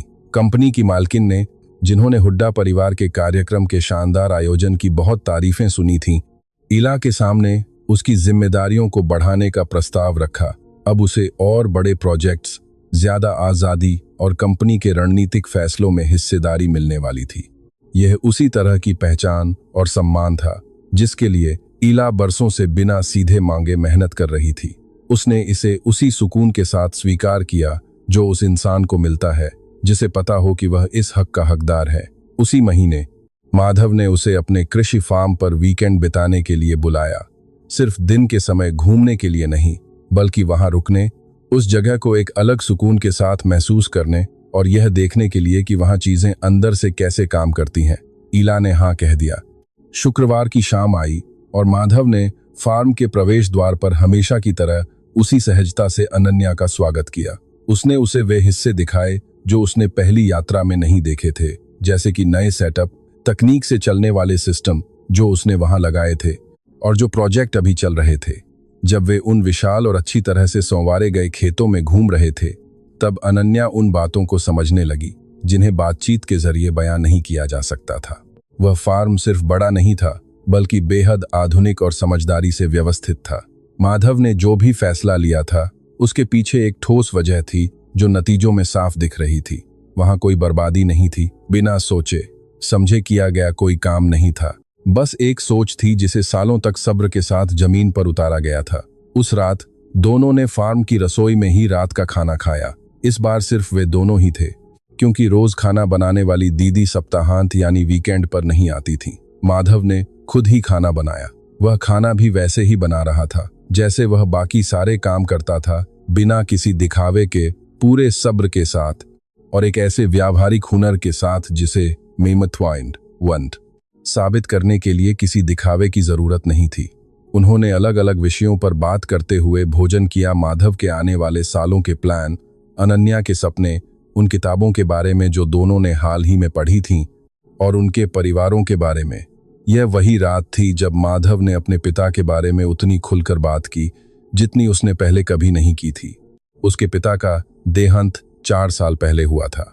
माधव ने अपने पूरे बचपन में उन्हें इस फार्म को शून्य से खड़ा करते हुए देखा था। उन्होंने माधव को सिखाया था कि ईमानदारी की कमाई में एक ऐसा स्वाभिमान होता है जिसकी जगह कोई और चीज नहीं ले सकती, कि सच्चा सम्मान बातों से नहीं बल्कि कामों से कमाया जाता है, और यह कि धरती कभी झूठ नहीं बोलती। तुम इसे जितना दोगे यह तुम्हें ठीक उतना ही लौटाएगी, न कम न ज्यादा। अनन्या ने यह सब सुना और समझ गई कि माधव के इस अडिग स्वभाव की बुनियाद कहाँ थी। यह कोई ऐसा गुण नहीं था जो उसने अकेले ही विकसित कर लिया हो। यह एक विरासत थी, उन मूल्यों की सीख जो उसके पिता ने उसे दी थी और जिन्हें उसने पूरे दिल से निभाने का फैसला किया था। और उसे सुनते हुए अनन्या ने सोचा कि किसी को वाकई में जानना बड़े बड़े मौकों पर नहीं होता, बल्कि ऐसे ही छोटे और शांत पलों में होता है, सादे खान पान और बिना किसी दर्शकों के होने वाली बातचीत में। और उस रात उस फार्म पर अनन्या माधव सोलंकी को उस गहराई से जान रही थी जैसा कि कोई भी चमचमाती पार्टी कभी मुमकिन नहीं बना सकती थी। शनिवार की सुबह अनन्या की आंख खिड़कियों से आती धूप से खुली, जो शहर की रोशनी से बिल्कुल अलग थी। वह धूप ज्यादा सीधी थी, साफ थी, जिसमें इमारतों, धूल धुएं और उस भीड़ भाड़ का कोई पर्दा नहीं था जो शहरी जिंदगी इंसान और आसमान के बीच खड़ी कर देती है। जब वह रसोई में पहुंची तो माधव पहले से ही जाग चुका था। मेज पर गरम चाय, कॉफी और ताजे फल रखे थे। उसने प्रभावित करने के लिए कोई दिखावा नहीं किया था। यह बस उसकी रोजमर्रा की सुबह थी जिसे वह साझा कर रहा था। नाश्ते के बाद वे दोनों फार्म के उन हिस्सों का दौरा करने निकले जिनकी निगरानी माधव खुद करना चाहता था। उसकी यह आदत थी नियमित रूप से अपनी जमीन पर टहलना, खुद अपनी आंखों से देखना कि काम कैसा चल रहा है और मजदूरों से सीधे बात करना। वह सिर्फ दूसरों के भरोसे काम नहीं छोड़ता था। वह कहता था कि अगर सुनना आता हो तो यह जमीन खुद बातें करती है और उसे सुनने के लिए आपका वहां मौजूद होना जरूरी है। अनन्या घंटों उसके साथ चलती रही। उन्होंने अलग अलग हिस्सों के कामगारों से बात की, मवेशियों को देखा और फसलों का जायजा लिया। माधव जो कुछ भी कर रहा था उसे ऐसे आसान शब्दों में समझा रहा था जिसे अनन्या बिना किसी हिचक के समझ सके, और उसके समझाने में कोई घमंड या नीचा दिखाने का भाव नहीं था। वह सिखाने में बहुत अच्छा था क्योंकि इस काम में उसका कोई अहंकार आड़े नहीं आता था। वह इसलिए समझाता था ताकि सामने वाला समझ सके, न कि यह जताने के लिए कि उसे बहुत ज्ञान है। दोपहर होने से पहले वे खेतों के किनारे एक बड़े पेड़ की छांव में बैठ गए। वहां से नजारा बेहद विशाल और शांत था, जिसके पीछे हरे भरे पहाड़ दिखाई दे रहे थे और आसमान का रंग ऐसा नीला था जो शहर में शायद ही कभी देखने को मिलता है। माधव ने कहा कि वह उससे कुछ कहना चाहता है। उसने यह बात एक ऐसी शांत गंभीरता के साथ कही जिसने अनन्या को अपनी ओर पूरी तरह आकर्षित कर लिया। उसने कहा कि बहुत समय से वह किसी ऐसे इंसान के साथ नहीं रहा जिसके साथ रहकर उसे यह महसूस हो कि वह जैसा है वैसा ही रहना काफी है। तुम्हारे साथ मुझे अपना कोई दूसरा रूप दिखाने की जरूरत महसूस नहीं होती, और मेरे लिए यह एक बहुत ही दुर्लभ बात है जिसकी मैं कद्र करता हूँ।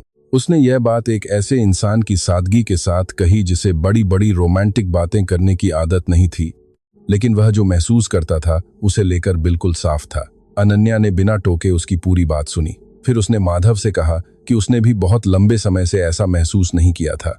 उसने अपने जीवन के कई साल खुद को उन सांचों में ढालने की कोशिश में बिता दिए थे जिनकी उम्मीद दूसरे उससे करते थे, लेकिन उसके साथ वह सिर्फ खुद जैसी रह सकती है, और यह बात जितनी साधारण लगती है उससे कहीं ज्यादा कीमती है। इसके बाद दोनों ने कुछ नहीं कहा। कुछ देर के लिए वे बस उस पेड़ के नीचे बैठे रहे। सामने दूर तक फैला खूबसूरत नजारा था और चारों ओर सुबह की खामोशी, और उस खामोशी में शब्दों के किसी भी महासागर से कहीं ज्यादा जज्बात छिपे थे। उसी वीकेंड पर अनन्या को समझ आया कि उनके बीच जो कुछ भी पनप रहा था वह महज अच्छे इत्तेफाकर की कोई कहानी नहीं थी। बात सिर्फ इतनी नहीं थी कि माधव उम्मीद से कहीं ज्यादा अमीर निकला था, न ही यह उस बड़ी सगाई वाली पार्टी का कोई बदला था जहां कल तक हंसने वालों के मुंह आज बंद हो चुके थे। यह उससे कहीं ज्यादा बुनियादी और गहरी बात थी। यह दो ऐसे लोगों की कहानी थी जिन्होंने रोजमर्रा के एक बेहद साधारण पल में एक दूसरे के भीतर झांक कर देखा था और फिर कभी अपनी नजरें नहीं हटाने का फैसला किया था। रविवार को जब वह शहर लौट रही थी तो पेड़ों से घिरे उस लंबे रास्ते पर अनन्या मार्च की उस दोपहर के बारे में सोचने लगी जब वह पहली बार हाईवे पर मिली थी।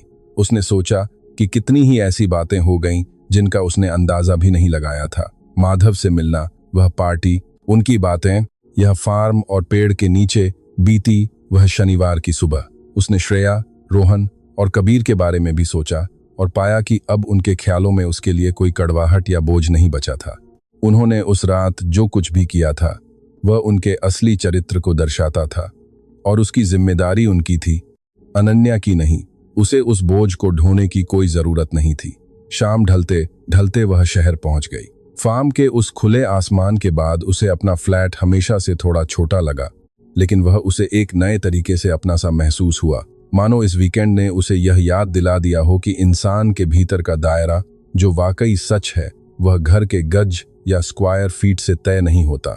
उसी हफ्ते श्रेया ने उसे फोन करके उस बातचीत का प्रस्ताव रखा जिसका जिक्र उसने अपने मैसेज में किया था। अनन्या तैयार हो गई। वे हफ्ते के बीच में एक शांत कैफे में मिली, सुबह के 11 बजे, जब वहां ज्यादा भीड़ नहीं थी। श्रेया समय पर पहुंच गई। वह कुछ बदली सी लग रही थी, जिसे अनन्या ठीक ठीक बयां नहीं कर पा रही थी। शायद उसका वह घमंड और बनावटीपन कुछ कम हो गया था। वे दोनों बैठ गईं और उन्होंने कॉफी का आदेश दिया, जिसके बाद श्रेया ने पहले बोलना शुरू किया। उसने कहा कि उस पार्टी में जो कुछ भी हुआ था उसने उसे उन बातों पर सोचने के लिए मजबूर कर दिया था जिन पर वह कभी ध्यान नहीं देना चाहती थी।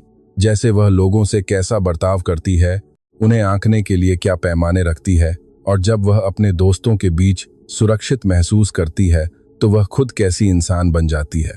उसने माना कि उसे खुद के भीतर की ये बातें अच्छी नहीं लगीं। उसने यह बात इतनी ईमानदारी से कही जिसकी अनन्या को बिल्कुल उम्मीद नहीं थी, और इससे पहले कि अनन्या सोच पाती कि इस बातचीत को कैसे संभालना है, पूरी बात का रुख ही बदल गया। अनन्या ने चुपचाप सुना। फिर उसने कहा कि वह इस सच्चाई की कद्र करती है। उसने श्रेया से कहा कि अपनी गलती मानना ही पहला कदम होता है और इसके आगे जो कुछ भी होगा वह उसके व्यवहार पर निर्भर करेगा, कोरे शब्दों पर नहीं। श्रेया ने हामी में सिर हिलाया। उसने कहा कि वह यह समझती है। उन्होंने कॉफी पीते हुए काम, नए प्रोजेक्ट्स और आम जिंदगी के बारे में भी बातें की। इस मुलाकात से कोई नई दोस्ती तुरंत पैदा नहीं हुई थी। यह सिर्फ एक अस्थायी और अधिक ईमानदार कोशिश थी। एक ऐसी शुरुआत जो आगे चलकर पनप भी सकती थी और नहीं भी, जो इस बात पर निर्भर था कि समय के साथ वे दोनों कैसा व्यवहार रखती हैं। अनन्या जब कैफे से बाहर निकली तो उसे अच्छा लग रहा था। इसलिए नहीं कि उसने कोई जंग जीत ली थी या कुछ साबित कर दिया था, बल्कि इसलिए क्योंकि उसने एक आरामदायक खामोशी को चुनने के बजाय एक मुश्किल बातचीत का सामना करने का फैसला किया था। यह भी उस व्यक्तित्व का हिस्सा था जो वह खुद के लिए चाहती थी। उस फार्म वाले वीकेंड के 3 हफ्ते बाद माधव ने अनन्या से कहा कि वह उसे कुछ बताना चाहता है। उसने यह बात बिल्कुल सीधे तौर पर कही, बिना किसी घुमाव के, लेकिन उसकी आवाज में एक ऐसा सुकून था जिससे साफ था कि यह कोई बुरी खबर नहीं थी, बल्कि कोई ऐसी बात थी जिसके लिए वह सही वक्त का इंतजार कर रहा था। वे एक शाम फार्म पर मिले, उसी रसोई में जहां उन्होंने अपने पहले वीकेंड की रात का खाना खाया था। माधव ने चाय, कॉफी बनाई और वे लकड़ी की उस बड़ी सी मेज पर आमने सामने बैठ गए। माधव ने उसे एक प्रोजेक्ट के बारे में बताया, एक बहुत बड़ा प्रोजेक्ट जिसकी वह सालों से योजना बना रहा था और जो अब हकीकत बनने की कगार पर था। यह उसके बारे में फार्म को एक बड़े प्रांतीय स्तर पर फैलाने से जुड़ा था, जिसके तहत कई राज्यों में इसके वितरण के समझौतों पर बात चल रही थी, और इंफ्रास्ट्रक्चर में एक बड़ा निवेश शामिल था जो इस पहले से ही बड़े फार्म को एक अलग ही ऊंचाई पर ले जाने वाला था। उसने उसे सारी बारीकियां उसी साफगोई के साथ समझाईं, जैसे वह हमेशा हर बात समझाता था, बिना किसी बढ़ा चढ़ा कर कही गई बात के, बिना किसी दिखावे के, सिर्फ हकीकत, भविष्य की योजनाएं और वे खतरे जिन्हें उठाने के लिए वह तैयार था और जिन्हें उसने न उठाने का फैसला किया था। अनन्या ने पूरी गंभीरता के साथ उसकी बात सुनी। यह एक बेहद महत्वाकांक्षी लेकिन मजबूत योजना थी। साफ दिख रहा था कि इसके हर एक पहलू पर लंबे समय से बारीकी से विचार किया गया था। यह किसी ऐसे व्यक्ति की जिद नहीं थी जो सिर्फ नाम के लिए आगे बढ़ना चाहता हो। यह तो उस सोच का अगला पड़ाव था जिसकी जड़ें पहले से ही बहुत गहरी थीं। जब माधव ने अपनी बात पूरी कर ली तो अनन्या ने उससे पूछा कि वह उसे यह सब इस समय क्यों बता रहा है। माधव ने उसकी आंखों में देखा और कहा, क्योंकि अगर हम आगे भी साथ मिलकर कुछ बनाने जा रहे हैं तो तुम्हें पता होना चाहिए कि तुम किस राह पर चल रही हो। किसी से अपनी जिंदगी का हिस्सा बनने के लिए कहना और उसे उस जिंदगी के उतार चढ़ाव की पूरी जानकारी न देना, उसके साथ नाइंसाफी होगी। अनन्या ने इस बारे में सोचा। उसे इस बात और निखिल के तरीके में जमीन आसमान का फर्क दिखा, जो हमेशा बातें छिपाकर रखता था और केवल अपने फायदे के हिसाब से बातें उजागर करता था। माधव ठीक इसके विपरीत था। वह फैसले लेने से पहले ही अपनी सारी बातें साफ रख देता था। उसने माधव से कहा कि वह इस सच्चाई के लिए उसकी बहुत शुक्रगुजार है, क्योंकि ऐसी ईमानदारी आजकल आसानी से नहीं मिलती। माधव ने हामी भरी और कहा कि उसके लिए किसी और तरीके से काम करने का कोई मतलब ही नहीं था। ईशा मुस्कुराई और बोली कि वह यह बात जानती थी और इसी वजह से तो वे दोनों यहाँ थे। माधव के इस प्रोजेक्ट की जरूरत थी कि आने वाले कुछ महीनों में वह इलाके के अलग अलग हिस्सों में काफी समय बिताए, समझौतों की निगरानी करे, नए ठिकानों का काम संभाले और उन व्यावसायिक रिश्तों को मजबूत करे जो इस पूरी योजना की बुनियाद थे। इसका मतलब यह था कि वह हमेशा सोहनपुर में नहीं रहेगा। कुछ हफ्ते ऐसे भी होंगे जब बातचीत थोड़ी कम हो पाएगी, और यह भी कि जो कुछ वे मिलकर बना रहे थे उसकी व्यवस्था, तो जो कुछ वे मिलकर खड़ा कर रहे थे उसके तौर तरीकों में भी बदलाव करने होंगे। ईशा ने उसकी बात सुनी और कहा कि इसमें कोई बुराई नहीं है। उसका अपना काम था, अपनी योजनाएं थीं, अपनी जिंदगी थी, और उसे अपनी दिनचर्या चलाने के लिए हर वक्त किसी के साथ की जरूरत नहीं थी। वे एक ऐसा रिश्ता बना सकते थे जिसमें दोनों के अपने अपने कामों और जिम्मेदारियों के लिए पूरी जगह हो। माधव ने उसे एक ऐसे भाव से देखा जिसे ईशा अब अच्छे से पहचानने लगी थी। यह एक ऐसे इंसान का चेहरा था जो चीजों को हल्के में नहीं लेता, जो उसके पास है उसकी कद्र करता है, क्योंकि वह जानता है कि अच्छी चीजें खुद ब खुद नहीं मिल जाती। उसने ईशा से कहा कि उसे बिल्कुल यही सुनने की जरूरत थी। यह नहीं कि सब कुछ बहुत आसान होगा या कुछ भी नहीं बदलेगा, बल्कि यह कि जो कुछ वे साथ मिलकर बुन रहे थे उसमें हकीकत को स्वीकार करने की गुंजाइश थी। उस शाम ईशा के वापस शहर रवाना होने से पहले माधव ने उसे एक ऐसी चीज दिखाई जो उसने पहले कभी नहीं दिखाई थी। वह उसके बाबूजी की एक पुरानी घिसे पिटे कवर वाली डायरी थी। वह डायरी नोटों, हिसाब किताब, नए विचारों और खेतों के बारे में तरह तरह के ब्यौरों से भरी पड़ी थी, जिन्हें किसी ने बहुत बारीक लिखावट में लिखा था, मानो कोई हर बात को सहेज लेना चाहता हो ताकि कुछ भूल न जाए। शुरुआती पन्ने उस समय के थे जब यह फार्म सिर्फ एक ख्याल था, और आखिरी पन्ने उसके बाबूजी के जीवन के अंतिम सालों के थे, जब फार्म वजूद में तो आ चुका था, लेकिन अभी भी उसका बहुत सा विकास होना बाकी था। माधव ने उससे कहा कि यह डायरी ही उसके बाबूजी की सबसे बड़ी अमानत थी जो उसके पास बची थी। वह कभी कभी इसे खोलकर देखता था, इसलिए नहीं कि उसे कोई दिशा निर्देश चाहिए थे, बल्कि इसलिए ताकि वह याद रख सके कि इस सब की शुरुआत कहाँ से हुई थी। ईशा ने उसे बहुत संभाल कर अपने हाथों में लिया। उसने धीरे धीरे पन्ने पलटे, कुछ हिस्सों को पढ़ा, और एक ऐसे इंसान की लिखावट से भरे उन पन्नों में जो अब इस दुनिया में नहीं था, उसे बिल्कुल वही स्वभाव नजर आया जो वह रोज माधव में देखती थी। काम के प्रति वही संजीदगी, हर छोटी बात पर वैसा ही ध्यान, और वही अटूट विश्वास कि जो चीजें सचमुच कीमती होती हैं वे वक़्त और ईमानदारी से ही बनती हैं। उसने डायरी वापस लौटा दी और कहा कि वह अब उन बातों को समझ पा रही है जिन्हें पहले वह सिर्फ महसूस कर सकती थी। माधव ने उसे उतने ही सलीके से रख दिया जितने सलीके से उन चीजों को रखा जाता है जिनका कोई दूसरा विकल्प नहीं होता, और वह छोटा सा बेहद निजी लम्हा ईशा के लिए लंबे समय के बाद किसी दूसरे इंसान के साथ बिताए गए सबसे सच्चे पलों में से एक बन गया। उस रात शहर लौटकर ईशा ने आने वाले कल के बारे में सोचा। इस बार मन में वह घबराहट नहीं थी जो अक्सर हुआ करती थी, जहां वह आने वाली मुश्किलों का अंदेशा लगाने लगती थी या दरारें पड़ने से पहले ही उन्हें ढूंढने लगती थी। उसने भविष्य के बारे में कुछ उत्सुकता के साथ सोचा, जैसे कोई किसी ऐसे रास्ते की शुरुआत पर खड़ा हो जिसे वह पूरी तरह नहीं जानता लेकिन फिर भी उसे अपना मानता है, और एक ऐसे इंसान के लिए जिसने उन चीजों पर शक करना सीख लिया था जो बहुत अच्छी लगती थीं। यह एक बहुत बड़ा बदलाव था। हालांकि उसे अभी अंदाजा नहीं था कि इस रास्ते में आगे एक बड़ा मोड़ आने वाला था जो सब कुछ फिर से बदल देने वाला था। वह मोड़ आया एक मंगलवार को, बिना किसी आहट के, जैसे जिंदगी की वे तमाम चीजें आती हैं जो सारे मंसूबों को बदल कर रख देती हैं। ईशा अपने दफ्तर में एक नए प्रोजेक्ट की बारीकियों को देख रही थी। तभी उसके फोन पर एक अनजान नंबर से घंटी बजी। दूसरी तरफ एक महिला थी। उसने अपना परिचय माधव की बहन मीरा सेन के रूप में दिया। उसकी आवाज में एक ऐसी आत्मीयता थी जो तब महसूस होती है जब कोई जरूरी बात बताने के लिए फोन करता है लेकिन सामने वाले को डराना नहीं चाहता।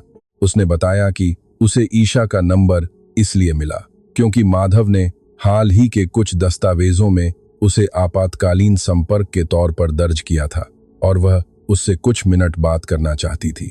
ईशा के सीने में हल्की सी सिहरन हुई, पर उसने जवाब दिया कि हाँ, उसके पास समय है। मीरा ने साफ किया कि माधव बिल्कुल ठीक है।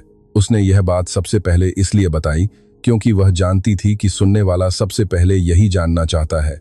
लेकिन एक ऐसी बात हुई थी जिसके बारे में उसे लगा कि ईशा को पता होना चाहिए। इसलिए नहीं कि उसे बताना ही था, बल्कि इसलिए क्योंकि उसे यह सही लगा। 3 दिन पहले फार्म पर माधव के साथ एक छोटा सा हादसा हो गया था। वह एक नए शेड का मुआयना कर रहा था और तभी उसका पैर फिसल गया। डॉक्टरी लिहाज से कोई गंभीर बात नहीं थी, लेकिन उसे आराम करने की सलाह दी गई थी और डॉक्टरों ने कुछ हफ्तों तक एहतियात बरतने को कहा था। माधव ने यह बात ईशा को नहीं बताई थी। मीरा को ठीक नहीं पता था कि ऐसा क्यों था। उसने अंदाजा लगाया कि शायद वह ऐसा ही है। उसे अपने मसलों से किसी को परेशान करना पसंद नहीं है और उसकी आदत है कि वह अपनी मुश्किलें खुद ही सुलझा लेता है और बाद में बताता है, या फिर कभी कभी बताता ही नहीं। ईशा ने पूरी बात सुनी और फोन करने के लिए शुक्रिया अदा किया। उसने फोन काटा और कुछ देर अपनी कुर्सी पर बैठी मेज को ताकती रही, पर असल में उसकी नजरें कहीं और ही थीं। उसे एक साथ कई तरह के एहसास हुए। राहत की बात थी कि चोट गंभीर नहीं थी, पर साथ ही थोड़ा बुरा भी लगा कि उसने उसे कुछ नहीं बताया। और इन सब भावनाओं के ऊपर एक समझ भी थी जो माधव के स्वभाव का हिस्सा थी, भले ही यह बात उसे पूरी तरह सहज न लगी हो। उसने तुरंत माधव को फोन मिलाया। दूसरी ही घंटी पर उसने फोन उठा लिया। उसकी आवाज हमेशा की तरह सामान्य थी, मानो कुछ हुआ ही न हो। ईशा ने कहा कि उसने अभी मीरा से बात की है। दूसरी तरफ कुछ पलों की खामोशी छा गई। फिर माधव ने कहा, अच्छा तो यह बात है। ईशा ने पूछा कि वह कैसा है। उसने कहा कि वह ठीक है और यह बहुत मामूली सी चोट थी। वह उसे खामख्वाह परेशान नहीं करना चाहता था। ईशा ने उससे कहा कि वह इस बात को समझती है और यह भी जानती है कि उसकी यह आदत किसी बुरी नीयत से नहीं है, लेकिन अगर वे दोनों मिलकर एक रिश्ता बना रहे हैं तो वह चाहती है कि वह अपनी जिंदगी की अहम बातों में उसे भी शामिल करे, चाहे वे कितनी भी मामूली क्यों न लगे। वह ऐसी इंसान नहीं बनना चाहती जो किसी तीसरे शख्स से उस इंसान का हाल जाने जो उसके लिए मायने रखता है। माधव चुपचाप सुनता रहा। फिर उसने कहा कि वह बिल्कुल सही कह रही है। उसने यह बात उसी सादगी से कही जिससे वह हर बात कहता था, बिना किसी बनावटी बहाने या खुद को सही साबित करने की कोशिश के। उसने बस सीधे तौर पर मान लिया कि ईशा सही कह रही थी और वह आगे से इस बात का ध्यान रखेगा। ईशा ने एक गहरी सांस ली और कहा कि अगर उसे ऐतराज न हो तो वह आज दोपहर बाद उससे मिलने आएगी। माधव ने हामी भर दी। वह दोपहर ढलने के वक्त फार्म हाउस पहुंची। माधव बैठक में पैर ऊपर करके लेटा हुआ था, जैसा कि डॉक्टरों ने उसे सलाह दी थी। उसके हाथ में एक खुली किताब थी जिसे वह जाहिर तौर पर पढ़ नहीं रहा था। उसकी बांह पर एक साफ जख्म दिख रहा था और वह बड़ी धीमी गति से हिल डुल रहा था, जो उसकी आदत के बिल्कुल उलट था। ईशा अंदर आई, उसे देखा और मुस्कुराते हुए बोली कि उसने इससे भी बुरे हादसे देखे हैं। माधव के चेहरे पर एक हल्की सी मुस्कान आ गई और उसने कहा कि हाँ, यह सच है।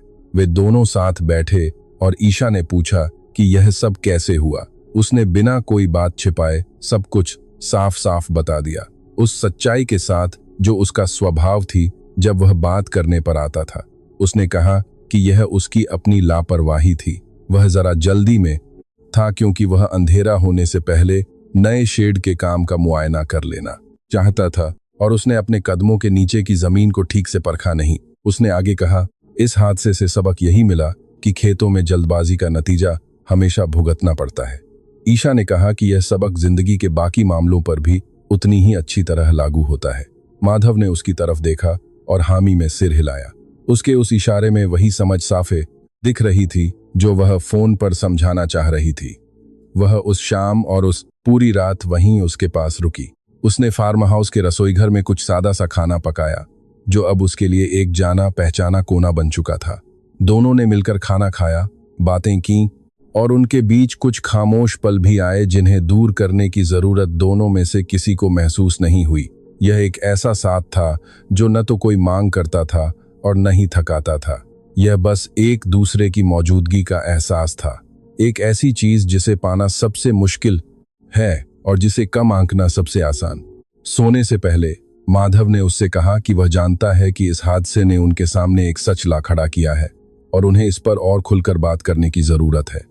उसने बताया कि उसे अपनी परेशानियां अकेले झेलने की आदत है, जो सालों से ऐसे ही रहने की वजह से पड़ गई थी। पहले इसलिए क्योंकि कोई था ही नहीं, और बाद में उसे इसकी लत लग गई। अपनी जिंदगी के इन हिस्सों में किसी और को शामिल करना उसके लिए रातों रात मुमकिन नहीं होगा, लेकिन वह इसके लिए कोशिश जरूर करना चाहता है। ईशा ने उससे कहा कि वह किसी मुकम्मल इंसान की उम्मीद नहीं कर रही है, वह तो बस उसकी कोशिश देखना चाहती है और शुरुआत करने के लिए इतना काफी है। माधव ने कहा कि इतनी कोशिश तो वह कर ही सकता है। फार्म हाउस के उस शांत कमरे में जब बाहर रात गहरा चुकी थी, उनके बीच हुई वह बातचीत शायद उनके रिश्तों की सबसे अहम बातचीत थी, क्योंकि वह बात सिर्फ उस हादसे के बारे में नहीं थी, बल्कि उस रिश्ते के बारे में थी जिसे वे दोनों संवारना चाहते थे। जिंदगी को सच में साझा करने और किसी ऐसे इंसान के महज करीब होने के बीच का अंतर जो अपनी जिंदगी बिल्कुल अलग जी रहा हो। और उस रात उस फार्म हाउस पर उन दोनों ने पहले रास्ते को चुना। माधव को ठीक होने में पूरे 3 हफ्ते लग गए। इन 3 हफ्तों में उनके बीच का समीकरण कुछ इस तरह बदला जिसकी उम्मीद दोनों में से किसी ने नहीं की थी। माधव, जिसे हर वक्त भाग दौड़ करने और काम में जुटे रहने की आदत थी, उसे अब चुपचाप टिक कर बैठना सीखना पड़ा। उसके लिए यह किसी भी भारी शारीरिक काम से कहीं ज्यादा मुश्किल था। इस तरह बिना कुछ किए बैठे रहना उसे इस कदर बेचैन कर देता था कि वह समझ नहीं पाता था कि खुद को कैसे संभाले। ईशा जब भी मुमकिन होता उससे मिलने आती, और जब नहीं आ पाती तो फोन पर बात करती। वे उन प्रोजेक्ट्स के बारे में बात करते जिनका माधव दूर से ही मुआयना कर रहा था, उन फैसलों पर बात करते जो वह फोन पर अपने कारीगरों और मजदूरों के साथ ले रहा था, और उन योजनाओं के बारे में जो लगातार आगे बढ़ रही थीं, भले ही वह खुद कुछ समय के लिए जमीन पर चलकर काम न देख पा रहा हो। लेकिन वे इसके अलावा भी बहुत सी बातें करते थे। एक दूसरे से मिलने से पहले के सालों की यादें, पुराने वक्त में की गई गलतियां और उनसे मिली सीख। बिना कहीं आने जाने की गुंजाइश या किसी बाहरी भटकाव के होने वाली इन लंबी बातचीत ने उनके बीच एक अलग ही तरह की नजदीकी पैदा कर दी थी। एक ऐसी दिल्ली नजदीकी जिसमें वे अपने उन पहलुओं को खुलकर सामने रख पा रहे थे जिन्हें इंसान आमतौर पर तब तक छिपाकर रखता है जब तक वह दूसरे को लेकर पूरी तरह आश्वस्त न हो जाए। उस दूसरे हफ्ते के एक बुधवार को मीरा फार्म हाउस पर आई और वहां उसकी मुलाकात ईशा से हुई। यह उन दोनों की पहली मुलाकात थी। मीरा काफी हद तक माधव जैसी ही थी, अपनी बात को साफ और बिना किसी लाग लपेट के कहने वाली, लेकिन वह थोड़ी ज्यादा मुखर थी। बात बात पर खिला खिला उठती थी और उसकी ऊर्जा अपने भाई के शांत स्वभाव को पूरी तरह संतुलित करती थी, जिससे साफ झलकता था कि वे दोनों एक साथ खेलकर बड़े हुए हैं। मानसी ने ईशिता से बेहद गर्मजोशी और अपनेपन के साथ मुलाकात की और तुरंत ही कहा कि उसे इस बात की बहुत खुशी है कि उसके भाई माधव को कोई ऐसा मिल गया है जो उसे अच्छी तरह समझता है। ईशिता ने पूछा कि उनका इस बात से क्या मतलब है। मानसी ने बताया कि माधव की आदत है कि वह खुद को छोड़कर सबका ख्याल रखता है और उसे किसी ऐसे इंसान की जरूरत थी जो बिना मांगे ही उसे वही प्यार और परवाह वापस दे सके, क्योंकि ज्यादातर लोग इस बात को समझने की कोशिश भी नहीं करते। ईशिता को लगा कि मानसी की यह बात बिल्कुल सच थी और इससे माधव के बारे में ऐसी कई बातें साफ हो गईं जिन्हें वह खुद महसूस तो कर रही थी, लेकिन उन्हें शब्दों में बयां नहीं कर पा रही थी। उस वीकेंड जब माधव थोड़ा आसानी से चलने फिरने लगा था, हालांकि अभी भी वह अपनी पुरानी रफ्तार में नहीं था, उन्होंने कुछ ऐसा किया जो पहले कभी नहीं किया था। वे दोनों शाम के वक्त चाय के प्याले लेकर बिना किसी योजना, बिना किसी तैयारी या बातचीत के किसी तय विषय के फार्म हाउस के बरामदे में बैठ गए। उस शाम उनका कोई मकसद नहीं था, बस खूबसूरत नजारा था, खाली वक्त था और एक दूसरे का साथ। माधव ने कहा कि बहुत लंबा समय बीत गया है जब उसने ऐसा कुछ किया था। हमेशा कोई ना कोई काम निपटाना होता था, कोई ना कोई समस्या सुलझानी होती थी या कहीं ना कहीं भागना होता था। ईशिता ने कहा कि उसकी भी यही आदत है, कभी कभी काम अपने ही ख्यालों से भागने और खुद को शांत न बैठने देने का एक जरिया बन जाता है। माधव ने उसकी तरफ देखा और कहा कि इस मामले में वे दोनों पहली नजर में दिखने वाले फर्क से कहीं ज्यादा एक जैसे हैं। ईशिता ने हामी भरते हुए कहा कि हाँ, उसने भी यह महसूस किया है। बाहर से भले ही वे दोनों बहुत अलग दिखें, लेकिन अंदर से उनके सोचने और जीने का तरीका बिल्कुल एक जैसा है। दोनों ने किसी का साथ पाने से पहले खुद अकेले संभलना सीख लिया था। माधव ने धीरे से सिर हिलाया, फिर उसने कुछ ऐसा कहा जिसकी ईशिता को बिल्कुल उम्मीद नहीं थी। उसने कहा कि वह चाहता है कि ईशिता वहीं रुक जाए, सिर्फ उस खास पल या उस शाम के लिए नहीं, बल्कि हमेशा के लिए। उसने कहा कि वह नहीं जानता कि व्यावहारिक रूप से यह सब कैसे मुमकिन होगा, क्योंकि यह फार्म हाउस अपनी जगह है और उसकी अपनी जिंदगी दिल्ली जैसे बड़े शहर में है। लेकिन वह एक ऐसा रिश्ता बनाना चाहता है जहां साथ रहना कोई मजबूरी या अपवाद नहीं, बल्कि उनके सफर की मुख्य राह हो। ईशिता ने कुछ पल के लिए उसे देखा। उसके दिमाग में एक साथ कई बातें घूमने लगीं। दिल्ली का उसका अपार्टमेंट, उसकी नौकरी, अपनी जिंदगी के भूगोल को पूरी तरह बदलने का फैसला, माधव, यह फार्म हाउस, वह लकड़ी की बनी रसोई और साफ धूप वाली वो सुबह। उसने कहा कि उसे इस बारे में सोचने की जरूरत है, क्योंकि यह एक बहुत बड़ा फैसला है और बड़े फैसलों को थोड़ा वक्त दिया जाना चाहिए। माधव ने कहा कि बेशक कोई जल्दबाजी नहीं है, वह सिर्फ अपने दिल की बात उसके सामने रखना चाहता था ताकि वह अपनी मर्जी से फैसला कर सके। ईशिता ने सिर हिलाया और वे दोनों अंधेरा होने तक बरामदे में ही बैठे रहे। उस शाम उन्होंने दोबारा इस बारे में कोई बात नहीं की, लेकिन वह बातचीत उनके बीच की हवा में इस तरह मौजूद थी जैसे कोई भारी बोझ न हो, बल्कि एक खूबसूरत एहसास हो। उस रात ईशिता को तुरंत नींद नहीं आई। वह फार्म हाउस के कमरे की छत को ताकती रही और सोचती रही कि यहाँ रुकने का असल मतलब क्या होगा।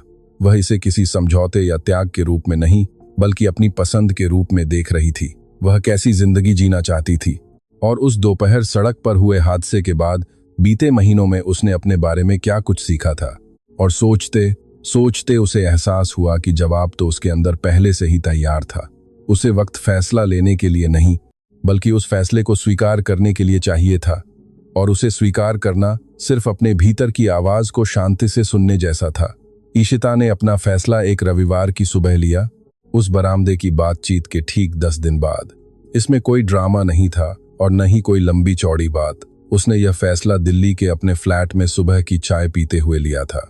जब वह खिड़की से बाहर नीचे सड़क की चहल पहल को देख रही थी, तो उसे साफ महसूस हुआ कि शहर का यह नज़ारा अब उसकी चाहतों का केंद्र नहीं रह गया था। उसने माधव को फोन मिलाया। उसने हमेशा की तरह अपनी शांत आवाज में फोन उठाया। ईशिता ने उसे बताया कि उसने बरामदे में कही गई उसकी बात पर बहुत सोचा है और वह वहीं रुकना चाहती है। उसने यह भी कहा कि वह नहीं जानती कि व्यावहारिक चीजें कैसे संभलेंगी। ऐसी बहुत सी बातें हैं जिन्हें वक्त के साथ बैठकर सुलझाना होगा, लेकिन उनका रास्ता अब यही है।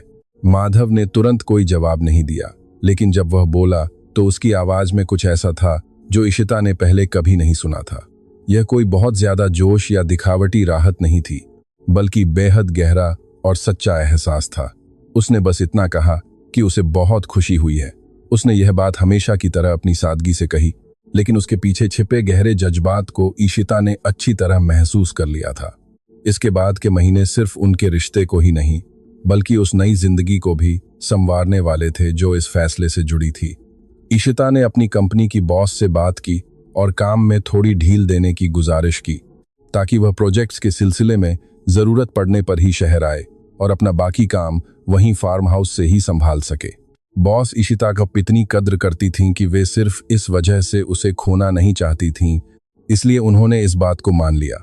ईशिता अब फार्म हाउस पर ज्यादा वक्त बिताने लगी। शुरू में वह पूरे हफ्ते वहां रहती और कुछ दिनों के लिए शहर आ जाती। फिर धीरे धीरे यह संतुलन बदलने लगा, बिना किसी दबाव के, बिल्कुल कुदरती तरीके से, जैसे दो जिंदगियां आपस में घुल मिल रही हों। उसने फार्म हाउस पर ऐसी कई चीजें सीखीं जो उसने कभी सपने में भी नहीं सोची थीं। उसने हवा के रुख और खेतों की फसलों की सरसराहट से मौसम का मिजाज भांपना सीख लिया। उसने वहां काम करने वाले मजदूरों के नाम और उनकी कहानियां जानी। उसने सीखा कि खेती, बाड़ी और जमीन से जुड़े फैसलों का असर कुछ दिनों में नहीं, बल्कि महीनों बाद दिखाई देता है, और इसके लिए एक अलग तरह के सब्र की जरूरत होती है जो कॉरपोरेट और इवेंट्स की भागदौड़ वाली दुनिया से बिल्कुल जुदा था। उधर माधव भी बहुत कुछ सीख रहा था। उसने अपनी चिंताओं को अकेले ढोने और उन्हें भारी बनाने से पहले ही बांटना सीख लिया था। उसने जाना कि किसी का साथ होने से आपकी आज़ादी नहीं छिनती, बल्कि जिंदगी को देखने का एक नया नजरिया मिलता है। उसने समझा कि किसी दूसरे की मदद स्वीकार करना कोई कमजोरी नहीं, बल्कि भरोसे का एक सबसे खूबसूरत रूप है। एक दोपहर स्नेहा ने उसे फोन किया और अपने ग्रुप के कुछ पुराने दोस्तों के साथ दोपहर के खाने पर बुलाया। ईशिता वहां इसलिए नहीं गई कि वह कुछ साबित करना चाहती थी या उसे वहां जाना कोई मजबूरी लगा, बल्कि इसलिए गई क्योंकि जिंदगी आगे बढ़ती रहती है और अगर लोग चाहें तो खुद को बदल सकते हैं। वह लंच काफी शांति से बीता। स्नेहा कुछ हद तक बदली हुई लग रही थी। उसमें पहले जैसी अकड़ नहीं थी और वह दूसरों की बात सुनने को तैयार थी। राहुल वहां नहीं था और न ही करण था। यह मुलाकात किसी भी आलीशान पार्टी की तुलना में छोटी और कहीं ज्यादा सच्ची थी। ईशिता ने फार्म हाउस के बारे में, माधव के नए कामों के बारे में और अपनी जिंदगी के इस नए अध्याय के बारे में कुछ बातें साझा की। सबने उसकी बातों को बड़ी दिलचस्पी से सुना। किसी ने भी गांव या खेती बाड़ी की जिंदगी को लेकर कोई तंज नहीं कसा और न ही किसी ने किसी पर उंगली उठाई। यह उन लोगों के बीच एक सीधी सादी बातचीत थी जो पुरानी हैसियत और ऊंच नीच के दायरे से बाहर निकलकर एक दूसरे को नए सिरे से समझ रहे थे। शर्मा जी के फार्म हाउस की उस रात के ठीक 1 साल बाद माधव और ईशिता ने अपने फार्म हाउस पर एक छोटी सी महफिल सजाई। यह कोई बड़ी या तड़क भड़क वाली पार्टी नहीं थी। खुले आसमान के नीचे अपनों के लिए रखा गया एक छोटा सा डिनर था जहां लंबी मेजें सजी थीं। खाना फार्म हाउस पर ही तैयार किया गया था और लटकती हुई पीली रोशनियों ने उस जगह को इतना खूबसूरत बना दिया था कि वहां किसी और सजावट की जरूरत ही नहीं थी। बाबूजी भी वहां मौजूद थे। मानसी और उसका परिवार भी आया था।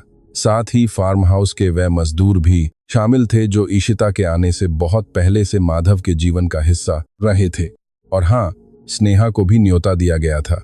वह राहुल के बिना ही आई थी क्योंकि उसे कहीं और जाना था। स्नेहा का व्यवहार बहुत ही शांत और शालीन था, जिसे ईशिता ने बिना किसी गिले शिकवे के दिल से स्वीकार किया। उस रात के खाने के दौरान जब सूरज पहाड़ियों के पीछे ढल रहा था और अंधेरे आसमान में रोशनियां टिमटिमाने लगी थीं, माधव ने मेज पर रखे ईशिता के हाथ को थाम लिया। उसने कुछ नहीं कहा और न ही ईशिता ने, लेकिन पास ही बैठे बाबूजी ने जब यह देखा तो उनके चेहरे पर वैसी ही मुस्कान तैर गई जैसी उन बुजुर्गों के चेहरे पर आती है जो जिंदगी को इतना करीब से देख चुके होते हैं कि वे हमेशा टिकने वाले रिश्तों को तुरंत पहचान लेते हैं। ईशिता ने उस रात अपने अब तक के सफर के बारे में सोचा। मार्च की लेह कि वह तपती सड़क, धूल भरी वह गाड़ी और उस आलीशान पार्टी की वह रात जहां उसके दूसरी मेज तक पहुंचने से पहले ही लोगों ने कानाफूसी और हंसना शुरू कर दिया था। उसने स्नेहा और करण के बारे में सोचा, उस उंगली उठाने वाले वाक्य और शैंपेन के गिलास के बारे में सोचा। उसने माधव के स्वर्गीय पिता की उस डायरी के बारे में सोचा जिसमें मिट्टी और मेहनत को लेकर बारीक अक्षरों में बातें लिखी हुई थीं। उसने ढलती शाम के उस बरामदे और उस बातचीत के बारे में सोचा जिसने उसकी जिंदगी की राह ही बदल दी थी। उसने इन सब चीजों के बारे में सोचा, पर उसके मन में न तो कोई घमंड था और न ही कोई कड़वाहट। उसने एक बेहद शांत और सच्चा सुकून महसूस किया। उसे लगा कि उसका फैसला बिल्कुल सही था और उसमें दूसरों की उम्मीदों पर खरा उतरने के बजाय अपने मन की सुनने की हिम्मत थी। उसने सबसे अनजानी जगह और सबसे अप्रत्याशित वक्त में कुछ ऐसा पा लिया था जो हमेशा से उसकी रूह की चाहत थी, भले ही वह पहले कभी इसे कोई नाम न दे सकी हो। उस रात वह फार्म हाउस उन सादी रोशनियों से जगमगा रहा था। लोग बिल्कुल सहज होकर बातें कर रहे थे और हंस रहे थे, जैसी कि उन महफिलों में होता है जहां किसी को खुद को बड़ा साबित करने की जरूरत नहीं होती। और ईशिता वर्मा, जो एक छोटे से घर में पली बढ़ी थी, जिसकी दीवारें उसके अपनों के त्याग और संघर्ष की कहानियों से भरी थीं, आज अपनी ही मर्जी से चुनी हुई जिंदगी के केंद्र में बैठी थी। एक ऐसे इंसान के साथ जिसने पहली ही नजर में उसे उसके असली रूप में पहचान लिया था। और यह काफी था, जरूरत से कहीं ज्यादा काफी था। यही उसकी पूरी कायनात थी।